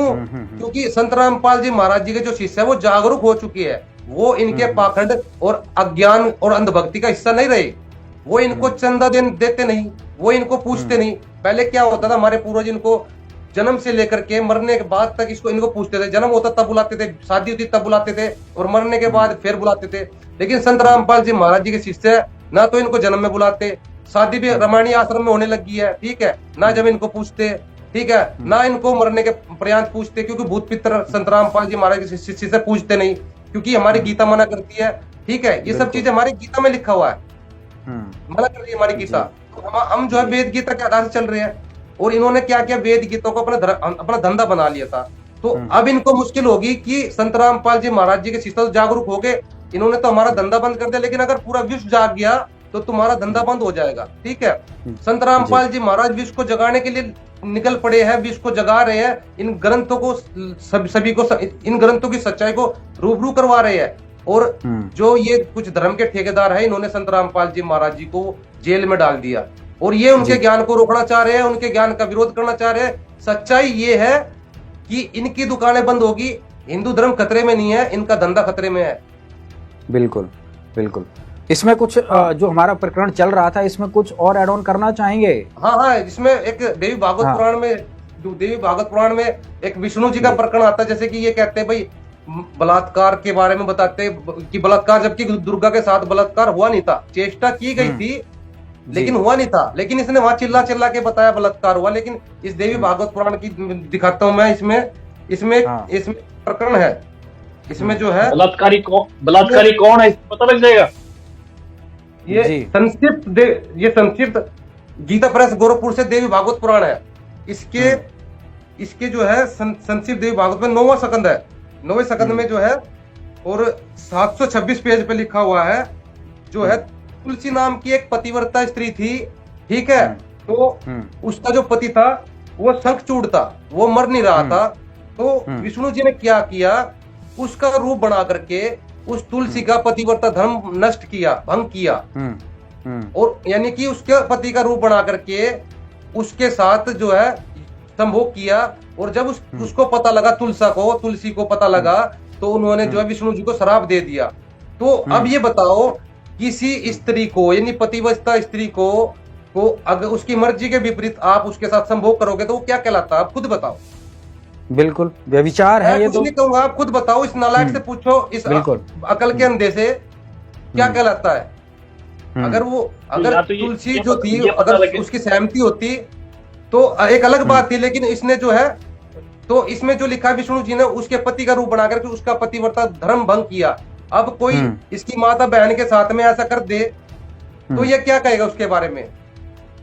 जी, तो यहाँ देवी पुराण में ये बताया गया है बलात्कारी कौन है। एक मिनट, हाँ विकास जी क्या कह रहे हैं आप, बताइए। तो ये तो बहुत बड़ी जानकारी दी वीर जी ने। यहाँ तो ये बताया है इन्होंने देवी पुराण में पढ़ के कि बलात्कारी वास्तव में कौन है। बलात्कारी वही तो जिसने बलात्कार किया। बिल्कुल। तो ये तो बहुत बड़ी बात है। आज मैं बड़ा अचंभित हूँ मैं इसको ये जो बलात्कारी के बारे में, क्योंकि उनके जो शिष्य वो जो है इसके जो टट्टड़ी गुंडे हैं इसके साथ जो आए हैं वो बार बार बलात्कारी नामक शब्द का प्रयोग तो कर रहे थे, लेकिन अब स्पष्ट हो गया कि वास्तव में जिसने वृंदा का बलात्कार किया वही तो बलात्कारी हुआ ना। बिल्कुल बिल्कुल जी। नहीं, सबसे बड़ी अचरज की बात यह है कि जिनको ये भगवान मानते आए हैं, हालांकि संत रामपाल जी महाराज ने अपने सत्संग प्रवचनों में मेरे हिसाब से कभी कोई इन पे गलत टिप्पणी नहीं की है, बल्कि इनका सम्मान ही किया है। लेकिन आज जिस प्रकार से शंकराचार्य के चेले ने जो ये संत रामपाल जी महाराज को बदनाम करने की कुचेष्टा की है, तो आज हमारे डिस्कशन में तो ब्रह्मा विष्णु महेश के बारे में जो बातें निकल के आ रही हैं, ये तो बहुत ही निंदनीय और शर्मनाक घटनाएं पुराणों में जिक्र हैं। तो क्या इन पुराणों को जला देना चाहिए? वीर जी ने किया क्या है? वीर जी ने देवी भागवत पुराण खोल के तो पढ़ी है। बिल्कुल। और मैं तो प्रार्थना करूंगा भाई इस प्रकार से आप ज्ञान गंगा को भी पढ़ के सुनाएं। आप एक यूट्यूब चैनल जो भी आपका है, आप इस तरीके से जिस तरीके से पूरा प्रकरण देखो, आप उसमें से कुछ लाइन ना पढ़े, जैसे वीर जी ने पूरा प्रकरण आपको बताया है, पूरा प्रकरण पढ़ के सुनाया है, इस तरीके से आप ज्ञान गंगा को पूरा प्रकरण पढ़ के सुनाए ना, और उसमें ये भी बताएं कि ये जो प्रकरण लिखा गया है इसको कहाँ कहाँ से प्रमाणित किया गया है। इसे पूज्य कबीर परमेश्वर जी की वाणी से प्रमाणित किया गया है, इसे आदरणीय गिरिदास साहिब जी की, अमर ग्रंथ साहिब जी की वाणी से प्रमाणित किया गया है, वो वाणी लिखी गई है, इसे नानक साहिब जी की वाणी से प्रमाणित किया गया है, वैसे ही तो प्रमाणित किया गया है ना। बिल्कुल बिल्कुल। और ये तो हमारे जी एक मोहिनी का प्रकरण भी जी। हाँ जी, बताइए प्रकरण भी बता दीजिए आप। एक मोहिनी रूप लिया था विष्णु जी ने, क्योंकि विष्णु जी की बात चल रही तो मुझे वो भी ध्यान आया। तो मोहिनी रूप लिया था विष्णु जी ने जब अमृत कलश का कुछ बंटवारा था अमृत का, और वो देवताओं का राक्षसों का झगड़ा था आपस में, तो उस रूप को लेके शंकर जी उस वक्त काफी उत्सुक थे कि भाई वो रूप आपका कैसा था और मैं उसको जानना चाहता हूँ। तो श्रीमद जो भागवत हमारा है, सबसे बड़ा ग्रंथ है भागवत पुराण, तो उसमें अष्टम स्कंद में इसको बहुत अच्छे तरीके से बताया गया है। मैं चाहता हूँ कि इसका नाम तो शिवांश है, लेकिन ये शिव का अंश है, इस पे मुझे संदेह है, क्योंकि शिव का अंश तो हनुमान जी थे ना, और हनुमान जी जो थे शिव का अंश, तो शिव ने अपना वीर्य अंजनी माई के कान में स्थापित कर दिया था। शायद ये चीज आपने शायद सुनी भी होगी, या मेरे को दोबारा से बताना ही पड़ेगा। ये शिवांश थे हनुमान जी, और हनुमान जी जो शिवांश थे, तो क्या हुआ था कि एक बार अत्यंत अद्भुत लीला करने वाले तथा सर्वगुण संपन्न, ये शिव पुराण से पढ़ा जा रहा है जी, क्योंकि शिवांश की बात आ गई तो मेरे को एकदम एक बार अत्यंत अद्भुत लीला करने वाले सर्वगुण संपन्न उन भगवान शिव ने विष्णु के मोहिनी रूप को देखा। उस मोहिनी रूप को देखते ही काम बाण से आहत भांति शंभु ने अपने को विशुद्ध कर दिया, और उन ईश्वर ने श्री राम के कार्य के लिए अपने तेज का उत्सर्ग कर दिया। तेज का उत्सर्ग कर दिया। शिव जी के मन की प्रेरणा से प्रेरित हुए सप्त ऋषियों ने उनके तेज को राम कार्य के लिए आदर पूर्वक पत्ते पर स्थापित कर दिया। तत्पश्चात उन महर्षियों ने शंभु के उस तेज को श्री राम के कार्य के लिए गौतम की कन्या अंजनी के कान के माध्यम से स्थापित कर दिया। समय आने पर वह शंभु तेज महान बल पराक्रम वाला वानर शरीर वाला होकर हनुमान नाम से प्रकट हुआ। ये आपको शिवपुराण श्री शिवपुराण पढ़ के बताया गया है जी। तो ये है शिवांश। वो जो मोहिनी रूप की बात कर रहे थे, तो वो भागवत पुराण के अष्टम स्कंद में है कि मोहिनी वस्त्रहीन तो पहले ही हो चुकी थी। जो मोहिनी रूप था विष्णु जी का, वो वस्त्रहीन तो पहले ही हो चुका था। शंकर जी को अपनी ओर आते देख वो बहुत लज्जित हो गई, और एक दूसरे से वक्ष की आड़ लेकर छिपकर हंसने लगती, परंतु कहीं भी ठहरती ना थी। भगवान शंकर की इंद्रियां अपने वश में नहीं रही। ये श्रीमद् भागवत पुराण पढ़ा जा रहा है अष्टम स्कंद, इसमें मेरा अपना कुछ नहीं है। वे कामवश हो गए, अतः हथनी के पीछे हाथी की तरह उनके पीछे पीछे दौड़ने लगे। उन्होंने अत्यंत वेग से उसका पीछा करके पीछे से उसका जूड़ा पकड़ लिया मोहिनी का, और उसकी इच्छा न होने पर भी इसको बलात् शब्द भी कह सकते हैं आप, उसे दोनों भुजाओं में भरकर हृदय से लगा लिया। जैसे हाथी हथनी का आलिंगन करता है वैसे ही भगवान शंकर ने उसका आलिंगन किया। वह इधर उधर खिसक कर छुड़ाने की चेष्टा करने लगी। इसी छीना झपटी में उसके सिर के बाल बिखर गए। इसी छीना झपटी में बल का प्रयोग हो रहा है जी। वास्तव में सुंदरी भगवान की रची हुई माया ही थी। इससे उसने किसी प्रकार शंकर जी के भुजापात से अपने आप को छुड़ा लिया। बड़े वेग से भागी, नहीं भागती तो क्या हो जाता। भगवान शंकर भी उस मोहिनी वेशधारी अद्भुत भगवान विष्णु के पीछे पीछे दौड़ने लगे। वेशधारी विष्णु के पीछे पीछे दौड़ने लगे। उस समय ऐसा जान पड़ता था मानो उनके शत्रु कामदेव ने उन पर विजय प्राप्त कर ली है। कामुक हथनी के पीछे दौड़ने वाले मदोन्मत्त हाथी के समान वे मोहिनी के पीछे पीछे दौड़ रहे थे। यद्यपि भगवान शंकर का वीर्य अमोघ है, फिर भी मोहिनी की माया से वह संखलित हो गया। अब तो कोई शब्द ही नहीं है, निशब्द कर दिया। हजारों वर्षों से चली आ रही, बिल्कुल बेची जा रही हैं, बिल्कुल आज समाज में है और हर हिंदू के घर में ये पुराण वर्षों से रखे हुए होते हैं, लेकिन तो लोग पढ़े नहीं होते। शिवांश के घर में भी तो होंगी ना किताबें ये। बिल्कुल बिल्कुल बिल्कुल बाप दादा पढ़ते होंगे ये पुस्तकें। ये तो वही बात होगी। देसी भाषा में कहावत है, छाछ तो बोले बोला छाल नहीं बोले, जिसमें 72 छेद। हाँ सही बात है। मतलब अपने छालने के 72 छेद इनको दिखाई नहीं देते। बिल्कुल। और संत रामपाल हम भी अपने दर्शकों से भी जी हम भी अपने दर्शकों से कहना चाहते हैं, हमारा कोई ब्रह्मा विष्णु महेश को अपमानित करने का कोई उद्देश्य नहीं है। हमारी मजबूरी थी सच्चाई को दिखाना और हम सच्चाई आपको दिखा रहे हैं। शिवांश द्विवेदी जो शंकराचार्य के चेले हैं, इन्होंने तो कसम खा रखी है कि हम झूठ बताएंगे, लेकिन हमारा फर्ज बनता है कि हम आपको सत्य दिखाएं, और वो सत्य जो कपोल कल्पित नहीं, मन व्याख्यित नहीं, बल्कि पुराणों से प्रमाणित, गीता से प्रमाणित, वेदों से प्रमाणित। अभी तक जो भी बातें की गई वो सभी प्रमाणित की जा रही हैं। आपको एक एक पुराणों से, वेदों से, गीता से प्रमाण दिखाए जा रहे हैं, जो कि आपके लिए पूर्णतः सत्य होने चाहिए। और शिवांश द्विवेदी जी से तो यही कहेंगे कि आप इस तरीके से हरकतें ना करें, क्योंकि इसमें नुकसान आपका ही है। जिनको आप पंचदेव मानते हैं, ब्रह्मा विष्णु महेश देवी गणेश को, और आप उनको ही सर्वज्ञ मानते हैं, उनको ही निराकार परमात्मा मानते हैं, तो आपके पंचदेवों की हालत पुराणों ने बता दी है जी। तो इसमें ना अभिषेक जी एक ब्रह्म पुराण है, काफी आदरणीय पुराण है, और उसका अध्याय 72 है। तो मैं संस्कृत में नहीं जाना चाहूंगा, उसका अर्थ पढ़ दूंगा।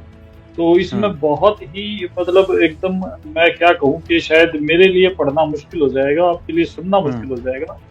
इसका अर्थ लिखा है कि कुब्जा अपने घर पर रात को सो रही थी। श्री कृष्ण जी वहां पहुंच गए और धीरे से उन्हें जगाया, और उन्होंने उसकी सोती हुई दासी को नहीं जगाया। श्री कृष्ण ने उनसे कहा कि निद्रा त्याग दो, मेरे साथ संभोग करो। ये ब्रह्मवैवर्त पुराण में लिखा हुआ है। ब्रह्मवैवर्त पुराण अध्याय 72 का है ये। हे सुंदरी, तुम पूर्व जन्म की रावण की बहन शूर्पणखा हो, और प्रिय तुमने पूर्व जन्म में मेरे राम अवतार के समय मेरे लिए बड़ी तपस्या की थी। अब तुम मेरे साथ सुख पूर्वक संभोग करो और मेरे लोक को प्राप्त करो। यह कहकर कृष्ण ने उसे अपनी छाती से चिपटा लिया, और उन्होंने उस कामुकी को नंगा कर लिया। ये ब्रह्मवैवर्त पुराण पढ़ा जा रहा है। और संभोग करने लगे तथा उसे चूमने लगे। वह श्री कृष्ण के साथ नए विषय भोग में लज्जी हो गई। लक्ष्मी के समान वे उसे चूमने और संभोग करने लगे, क्योंकि दोनों ही विषय भोग की विद्या में पूर्ण चतुर थे। अतः दोनों के विषय में विषय भोग का अंत ही न आता। हे नारद, वहां नाना प्रकार से संभोग क्रिया की गई। कृष्ण ने उसके दोनों सतनों को नोच नोच कर जख्मी कर दिया और उसके होठों को दांतों से चूसते चूसते काट खाया। रात्रि के समय मेरे हिसाब से इतना बहुत है। दिन निकलने बहुत के ज्यादा हो रहा है, ये तो कृष्ण पढ़ा भी ने नहीं जाएगा बिल्कुल। वीर्य धान किया और कृष्ण के साथ संभोग के आनंद से वह स्त्री मूर्छित हो गई और उसे श्री कृष्ण की छाती के ऊपर पड़े हुए ही तंद्रा आ गई। कृष्ण जी क्षण भर वहां ठहर कर अपने घर को चले गए। ये अभी इन आप पुराणों सुन की पाए- कथाओं से क्या, बिल्कुल बिल्कुल, इन पुराणों की कथाओं से क्या जनता को ज्ञान मिल रहा है? और क्या ये ब्राह्मण, जो कर्मकांडी ब्राह्मण अपने आप को धर्म का ठेकेदार बता रहे हैं और अपने आप को ज्ञाता मानते हैं, क्या इस प्रकार का ज्ञान समाज में ये परोस रहे हैं? ये कब से बिक्री है? ये कब से बिक्री है? और इस खच्चर ने इसको बंद क्यों नहीं करवाया? बिल्कुल। शिवांश द्विवेदी जी, क्या ये ब्रह्म वैवर्त पुराण, पद्म पुराण, शिव पुराण क्या आपकी नजरों में नहीं है? क्या आपने इनको नहीं पढ़ा? क्या आपने कभी इनको जलाने की कोशिश नहीं की गई? जी, इसमें लिखी ये लिखी हुई अद्भुत जानकारी, इसमें लिखी हुई ये अद्भुत जानकारी सुनने वाले और कहने वाले को शर्मिंदगी होती है। इसे क्या साबित करना चाहते हैं? अभी हाँ जी, विकास भगत जी सुनिए। जैसे अभी आपने जो ये पढ़ के सुनाई ब्रह्म पुराण जो है, मुझे भी सुनकर जो है हैरानी हो रही थी और मुझे थोड़ा सा हंसी तो इस बात की आ रही थी कि जो काम सूत्र की जो किताब है वो भी शर्मा जाए, इतनी मतलब अश्लीलता भरी हुई है। और मुझे थोड़ा सा आश्चर्य इस बात का हुआ कि अगर जन समाज पढ़ेगा तो क्या सोचेगा इसके बारे में। और हैरानी की बात और सुनिए, इनको बोलने वाले भी ये ऋषि महर्षि थे, जो विद्वान पंडित थे, जो विद्वान ऋषि महर्षि पंडित थे, वो कथा सुनाते थे एक दूसरे को, और लिखने वाले भी यही थे। ठीक है, लेकिन अब ये जो लोग है, जो श्रोता है, वो हमें बुरा कहेंगे क्योंकि हम पढ़ के सुना रहे हैं। विशेषतः ये प्रमाण शिवांश द्विवेदी जी को जरूर रेफरेंस में भेजे जाएंगे और जरूर आपको शिवांश द्विवेदी जी जरूर देखना है। हमारे चैनल के माध्यम से दिखाए जा रहे हैं। क्या आप ये ज्ञान अपने चैनल के माध्यम से अपने पंचदेवों के गुणगान में, प्रशंसा में, महानता में, क्या ये ज्ञान आप सुना सकते हैं? अब हम अगले सवाल की ओर चलते हैं। दर्शकों, हमारा जो प्रकरण है, हमारा जो कार्यक्रम है वो ज्यादा लंबा ना हो, इसलिए हम अंत की तरफ भी अब बढ़ रहे हैं। अभिषेक जी, मैं यहाँ पे एक बात और ऐड करना चाहता हूँ। विकास जी ने और वीर जी ने बहुत सारे प्रकरण दिखाए, ठीक है, कि विष्णु जी ने संबंध बनाए, ब्रह्मा जी ने भी संबंध बनाए, बहुत सारी चीजें दिखाई। ये पूर्ण परमेश्वर की स्थिति नहीं है, ये तीनों देवों की स्थिति है, ठीक है, वो हमें दिखाई दे रही है। पूर्ण परमात्मा क्या होता है ये हमें वेदों से पता चलेगा। यजुर्वेद अध्याय 40 के मंत्र नंबर 8 में बताया गया है, स परियागात अश्नाविरम शुक्रम अकायम परिभूषंभु। वो परमात्मा नाड़ी तंत्र रहित उसका शरीर है, शुक्रम अकायम है वो, यानी कि वीर्य से बनी 5 भौतिक तत्व रहित उसका शरीर है। उसके शरीर में न चमड़ा है, न रक्त है, न हड्डी है, न शुक्र है। एक नूर तत्व से बना हुआ उसका शरीर है, एक तत्व से बना हुआ सिर्फ उसका, उस परमात्मा का शरीर है। ऐसा पूर्ण ब्रह्म परमात्मा है, ऐसा यजुर्वेद बताते हैं। ये जितना सारा प्रकरण हमने बहुत देर से सुना है, सुना भी नहीं जा रहा था वैसे तो, लेकिन अब हमें बात करनी है पूर्ण परमात्मा की। पूर्ण परमात्मा कैसा है? पूर्ण परमात्मा ऐसा है, ऐसा वेद बताते हैं। ये होती है पूर्ण परमात्मा की स्थिति। और वो कौन है? वो कबीर साहिब जी है। वो सहशरीर पृथ्वी पर आए और सहशरीर चले गए। उनकी कोई पत्नी नहीं थी, उनके कोई पुत्र नहीं थे, उनकी कोई गृहस्थी नहीं थी, लेकिन जो कमाल और कमाली बच्चे थे उन्होंने लिए हुए थे, एक तरह से जिसको गोद लेना ऐसे कहते हैं, उन्होंने पाले वो अपने साथ में। वो शुक्रम अकायम परमात्मा है, वो है असली पूर्ण ब्रह्म परमात्मा, परम अक्षर ब्रह्म। दर्शकों, इस विषय में कबीर परमात्मा ने स्वयं गोरखनाथ से ज्ञान चर्चा में अपनी पहचान बताई थी। देखिए प्रमाण। अवधू अवगत से चल आया, अवधूत हे गोरखनाथ, मैं अवगत से चला आया, जिसके बारे में कोई नहीं जानता। तेरा ब्रह्मा जानता, ना तेरा शंकर जानता, ना विष्णु जानता।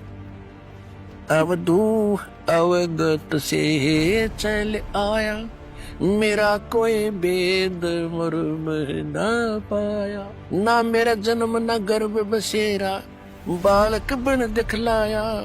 काशी नगर जल कमल पर डेरा, तहाँ जुलाहे न पाया। मात पिता मेरे कछु नाही, ना मेरे घर दासी। जुल्ला का सुत आण कहाया, जगत करो मेरी हासी। मात पिता मेरे कछु नाही, ना मेरे घर दासी। ये जुल्ला का सुत आण कहाया, जगत करे मेरी हासी। ये 5 तत्वों का धड़ना मेरा, जानो ज्ञान अपारा। सत्य स्वरूपी नाम साहेब का, ओहे नाम हमारा। अदर दीप सतलोक में, अदर दीप गगन गुफा में, तान्य वस्तु सारा। तेरा ज्योत स्वरूपी अलख निरंजन, वो डरता ध्यान हमारा। अदर दीप और गगन गुफा में, तान्य वस्तु सारा। तेरा ज्योत स्वरूपी अलख निरंजन, वो डरता ध्यान हमारा। हाड चाम लहू ना मेरे, हाड चाम लहू ना मेरे, कोई जाने सतनाम उपासी। तारण तरण अव्यय पद दाता, मैं हूँ कबीर अविनाशी। हाड चाम लहू ना मेरे, कोई जाने सतनाम उपासी। तारण तरण अव्यय पद दाता, मैं हूँ कबीर अविनाशी।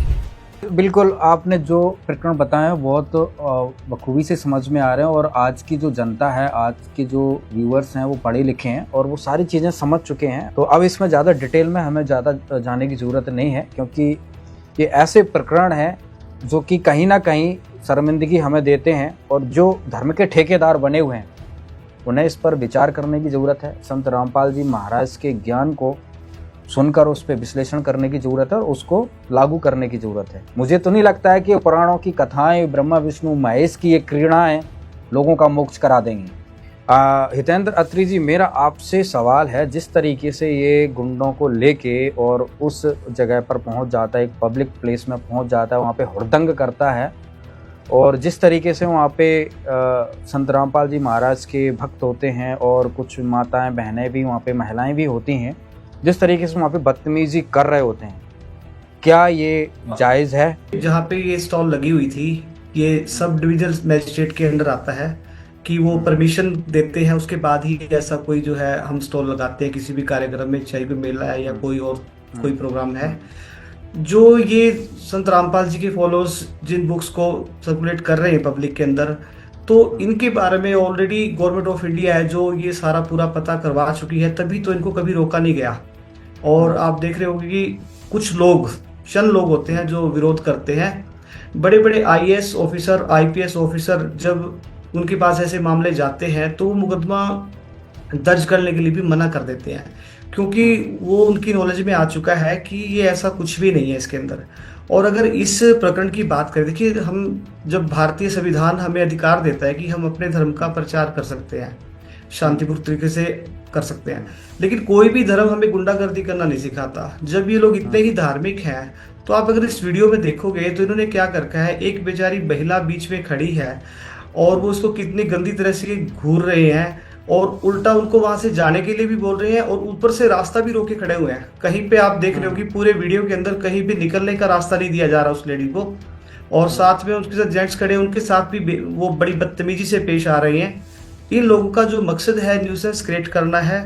और ये देखिए, जब किसी दायरे ने, मतलब गवर्नमेंट के दायरे ने इनको परमिशन दे दी है इस जैसे बुक्स की स्टॉल लगाने की, तो ये लोग होते कौन है?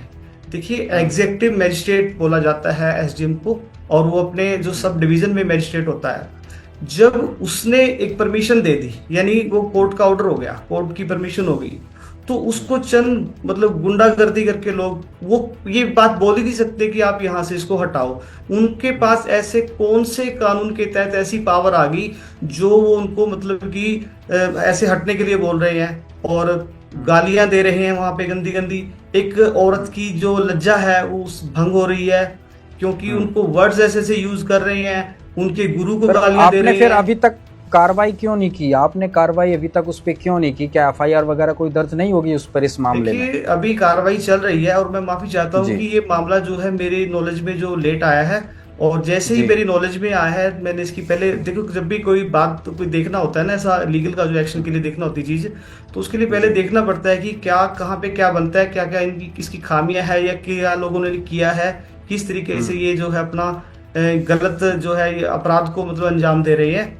और इसमें इन लोगों ने जो किया है देखिए दो वीडियो वायरल हुए हैं, 2 वीडियो मिले हैं।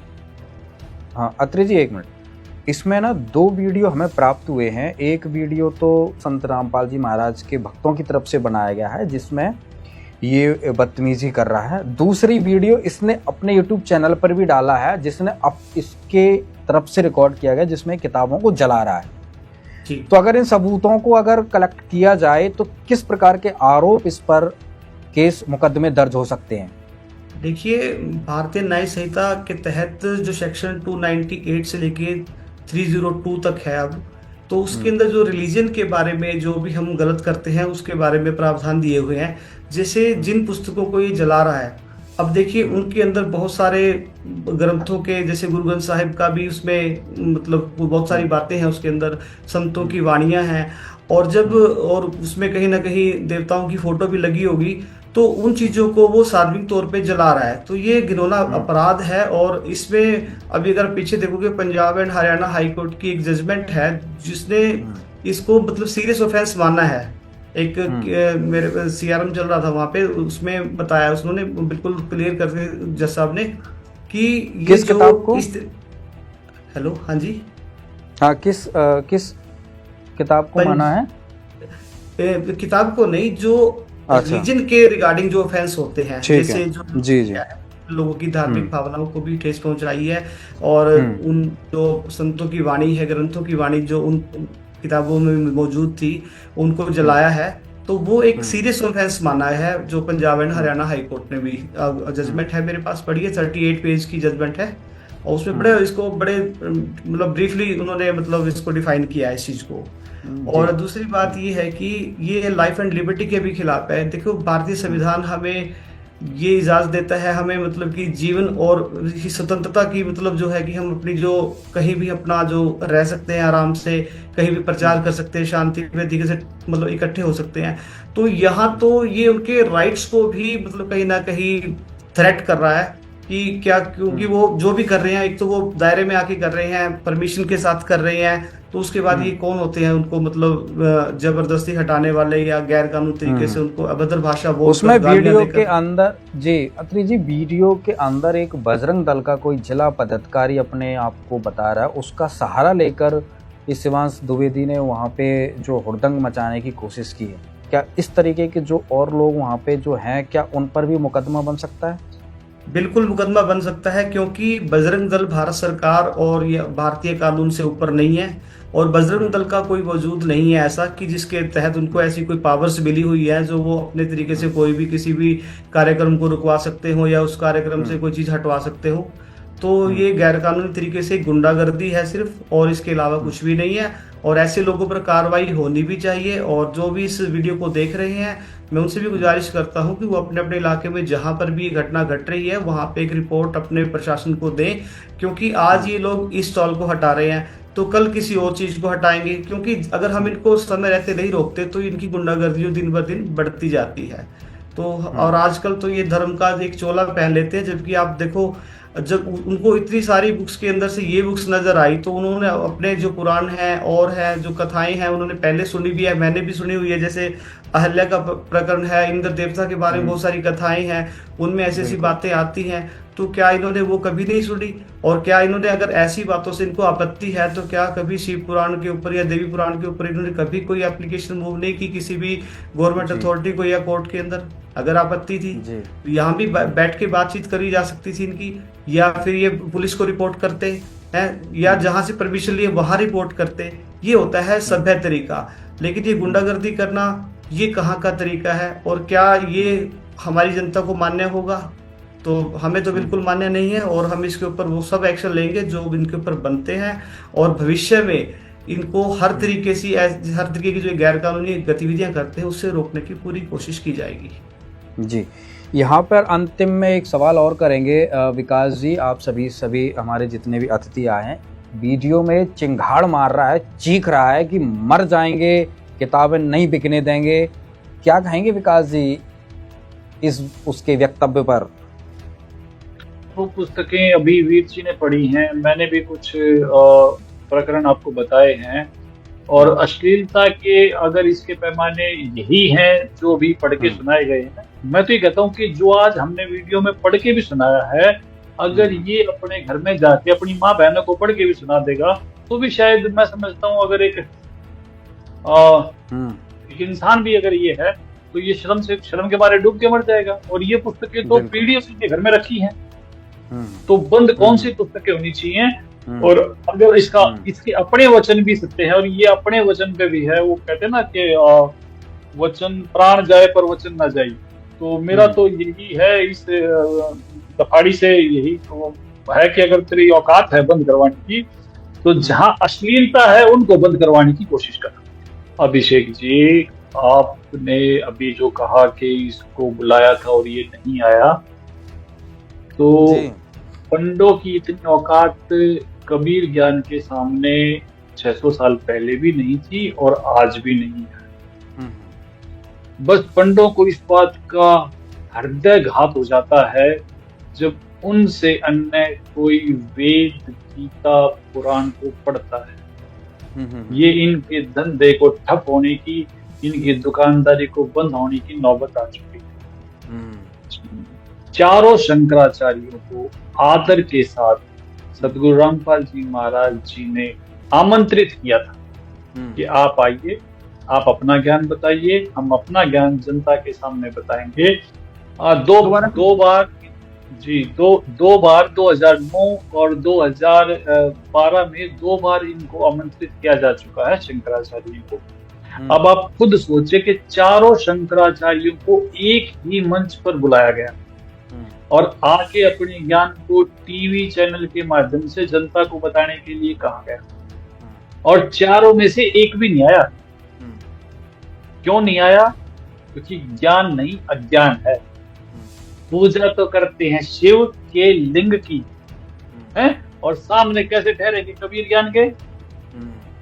अभी तो इन्हें ये भी नहीं पता कि शिव के लिंग की पूजा करनी है या शिव के मंत्र की साधना करनी है। और कबीर ज्ञान के सामने किसी की औकात नहीं है। ये घोड़ा तौब का है और ये मैदान करता चलेगा। और ये तो एक छोटा सा मैं कहूँ कि एक गली का गुंडा है, इसकी तो कोई औकात ही नहीं है किसी भी तरह से। और ये जो हरकतें कर रहा है वो तो शंकराचार्य के लिए भी शर्म की बात है कि कैसे कैसे नीच व्यक्तियों को उन्होंने अपना शिष्य बना रखा है। तो मैं तो यही निवेदन करूंगा कि शंकराचार्य जी, ज्ञान चाहे आपको हो ना हो, इंसानियत के नाते ऐसे मूर्खों का त्याग आप अवश्य करें। दर्शकों, संत रामपाल जी महाराज ने शंकराचार्यों को ज्ञान चर्चा के लिए आमंत्रित किया था। प्रमाण के लिए देखिए ये वीडियो। अब देखिएगा, हमने 11 अक्टूबर सन 2009 को इन सभी आदरणीय शंकराचार्यों से प्रार्थना की थी कि आप जी आध्यात्मिक ज्ञान चर्चा के लिए पधारें। लेकिन ये अपने आप को शायद महान समझते हैं और अपनी बेइज्जती समझी होगी रामपाल से गोष्ठीकरण में, लेकिन उस तरह नहीं तो इस तरह कर दिया हमने तो इनकी हिंदी। अब संसार आप समझ जाएगी जनता ये किसे एक शंकराचार्य है। ये देखिएगा, हमने इनके पास ये पत्र भेजे थे सभी शंकराचार्यों के, चारों के पास।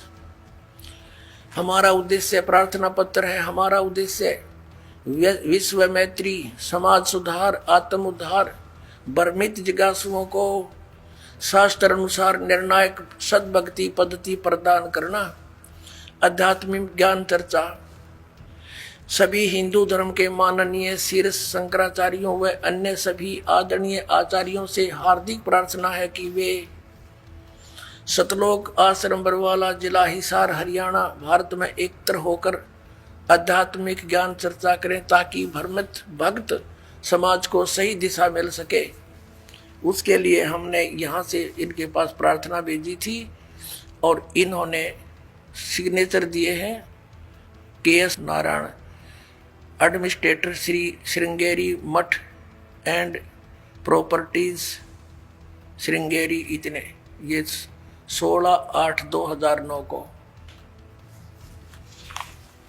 ऐसे ये हमने सबके पास भेजा था। इन्होंने हमारे को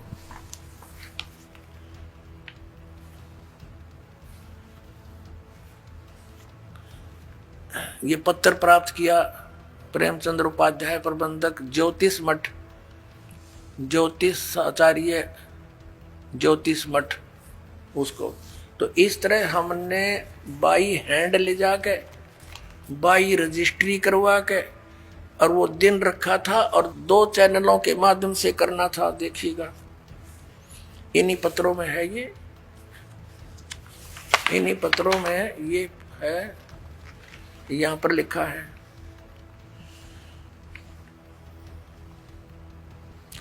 इस सर्व कार्यक्रम आध्यात्मिक ज्ञान चर्चा का सीधा प्रसारण सुप्रसिद्ध टीवी चैनलों जी जागरण, एक नंबर जी जागरण, दूसरा साधना पर 11 अक्टूबर 2009 को शाम 6 बजे से 10 बजे तक किया जाएगा। लेकिन ये नहीं आए। यहाँ पूरा प्रोग्राम इसी आश्रम में हुआ था। जी वीर जी, क्या संत रामपाल जी महाराज का ज्ञान इन बरसाती मेढकों के बंद करवाने से बंद हो जाएगा? क्या कहेंगे आप? देखो जी, कबीर साहब की वाणी है, और ज्ञान सो ज्ञानड़ी, कबीर ज्ञान सो ज्ञान, जैसे गोला तोप का अब करता चले मैदान। तो ये तो सतगुरु रामपाल जी महाराज जी का जो ज्ञान है, कबीर ज्ञान गोला तोप का है, ये रुकने वाला नहीं है। 600 साल पहले इसको कबीर साहब ने शुरू किया था, लेकिन उस समय समाज जो था अशिक्षित था, अनपढ़ था। इस वजह से थोड़ा सा लेट हो गया है ये परमात्मा का मिशन। लेकिन आज जो है पढ़ा लिखा समाज है, आज सब समझ रहा है वो कि कौन सच है और कौन झूठ है। ठीक है, वो सब जानता है कि सच्चाई क्या है। तो ये जो शिवांश द्विवेदी है, अपने चैनल पे जब ये लाइव आता है, तो इसके जो चैनल पे है ना, ज्यादातर ट्रैफिक अपने भक्तों का ही होता है। इसके 2-4 रूमू जुम्मू से होते हैं, वो 2-4 वही हर बार इसके पास आते हैं। कोई इसके साथ नहीं है, सबको पता है ये पूरी बकवास करता चैनल के ऊपर। कोई इसके पास प्रमाण नहीं है, कोई सच नहीं है, हुआ भाई बकता है, किसी को कोई सॉल्यूशन नहीं देता। तो इसका एक चैनल, एक डेड चैनल है, बस खास कुछ अपने भगत है वो इसके चैनल को देख लेते हैं, बाकी कोई इसके चैनल को नहीं देखता। और ये कुछ 2-4 गुंडों को ला करके जो ये सोचता है कि संत रामपाल जी महाराज जी की एक स्टॉल को बंद करवा के ये सोचता है कि संत रामपाल जी महाराज के ज्ञान को बंद करवा देगा। तो संत रामपाल जी महाराज जी ने संत रामपाल जी महाराज जी ने तो कहा है कि ये जो ज्ञान है, ये जो इस ज्ञान के सामने आएगा वो अंधा गधा होगा।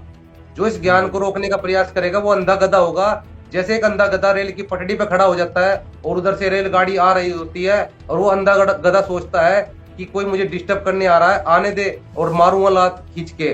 तो जब वो रेलगाड़ी नजदीक आती है तो अंधा गधा लात मारता है और रेलगाड़ी उठा के एक साइड पटक देती है। तो संत रामपाल जी महाराज जी का जो ज्ञान है, ये एक रेलगाड़ी है, जो भी इसको रोकने का प्रयास करेगा वो अंधा गधा होगा। और सबसे बड़ी बात, जो सतगुरु रामपाल जी महाराज जो ज्ञान है, ये जो किताबें है सतगुरु रामपाल जी महाराज जी की, ज्ञान गंगा और भी किताबें हैं, कोर्ट तक जा चुकी है और वहां से पास होकर आ चुकी है। और न जाने कितनी इनके ऊपर न जाने कितनी FIR हो चुकी है। लेकिन ये किताब जो है सब हर जगह से क्लीन चिट लेकर के वापस आ चुकी है।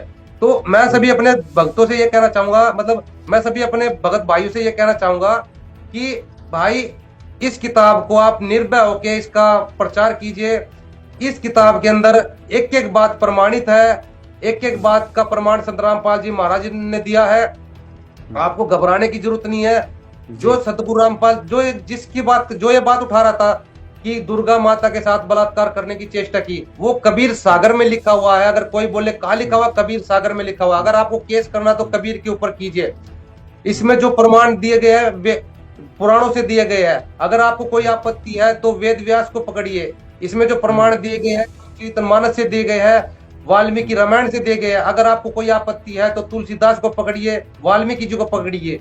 इसमें जो प्रमाण दिए गए हैं संतों की वाणी से दिए गए, नानक जी, गरीबदास जी, महाराज जी की, तो अगर आपको कोई आपत्ति है तो उनको पकड़िए। तो संत रामपाल जी महाराज जी तो केवल इनको मतलब संत रामपाल जी महाराज ने तो संग्रह किया है। तो आप निर्भय होकर इन पुस्तकों का प्रचार कीजिए। इन पुस्तक, ये जो पुस्तक है पाक पवित्र पुस्तक है, इनके अंदर कोई भी ऐसी अश्लील बात नहीं लिखी हुई है। और ये जो पुस्तक है कोर्ट तक जाकर के क्लीन चिट लेकर वापस आ चुकी है। तो निर्भय होकर प्रचार कीजिए और अपने हिंदू भाइयों को, अपने जितने भी मानव समाज के सभी धर्मों के भाइयों को जगाइए। क्योंकि जो आज हमारा जो समाज है आज जागरूक है, मतलब हमारा जो समाज है शिक्षित है, पढ़ा लिखा है। आज तक हमारे पूर्वजों को सच्चाई से दूर रखा गया, कोसों दूर रखा गया।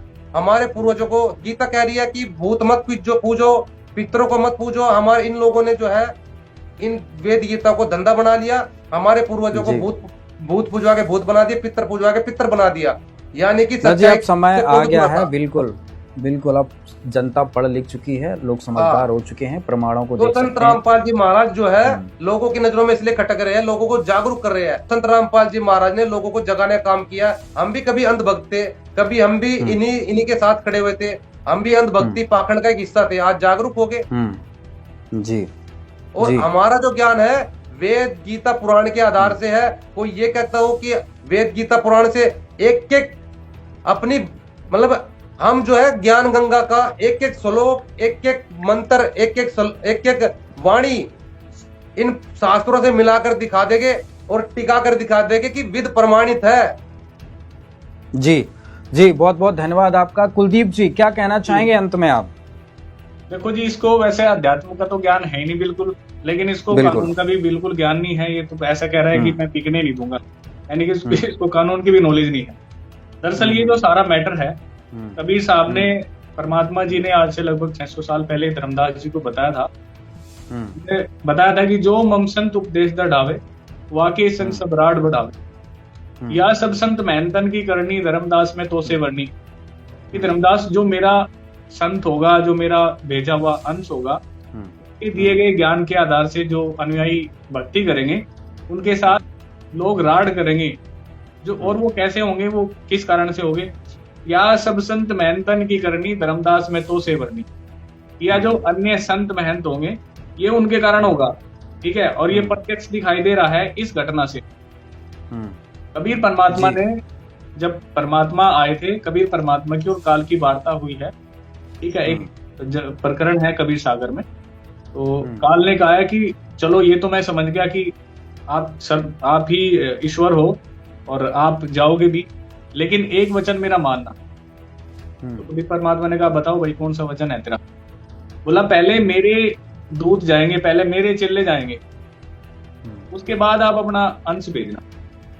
परमात्मा ने कहा ये भी बात तेरी मान ली। तो काल ने कहा था कि द्वादश पंथ करूं मैं साजा, नाम तुम्हारा ले करूं आवाजा, द्वादश पंथ नाम जो ले ही सो हमरे मुख आन समोही। ये कबीर पंथ की बात हो रही है अभी। काल ने कहा था कि मैं अपने अनुयायी भेजूंगा, मैं 12 दूत भेज दूंगा, 12 दूत ऐसे भेज दूंगा वो पक्का काम कर देंगे, फिर थारी कोई नहीं सुनेगा। फिर कहा है और अनेक कई पंथ चलाऊं या विधि जीवन को भरमाऊं, जाओ ज्ञानी जाओ संसारा जीवन मानने का तुम्हारा। ये तो कबीर पंथ है, उसके अलावा भी इतने पंथ बना दूंगा कि आपकी बात कोई मानने का नहीं। ये संत रामपाल जी महाराज के लिए बड़ी समस्या हो रखी है, तो बड़ा संघर्ष करना पड़ रहा है। आज हम ये ज्ञान समझ गए हैं, हम भी उनके साथ लगे हुए हैं। कोई बात नहीं, ये गाली दे रहे हैं, कोई बात नहीं, एक दिन ये समझेंगे। लेकिन मूर्खता की भी हद होती है, जिस तरीके से ये आरोप लगा रहा है, जिस तरीके से बात कर रहा है। ठीक है जी ना, बहुत बहुत धन्यवाद आप सभी का। आपने बहुत बखूबी से हमारे सवालों के उत्तर दिए। तो दर्शकों, आज के इस वीडियो में हमने आपको शंकराचार्य के इस पापी चेले का झूठ का पर्दाफाश किया। ऐसे लोग हैं जो बिना पढ़े और बिना सोचे समझे बयानबाजी करते रहते हैं, कुछ भी बोल जाते हैं। ये समाज के लिए हानिकारक है। सच और झूठ के इस युद्ध में हम आपको सत्य का पक्ष दिखाते रहेंगे। धन्यवाद।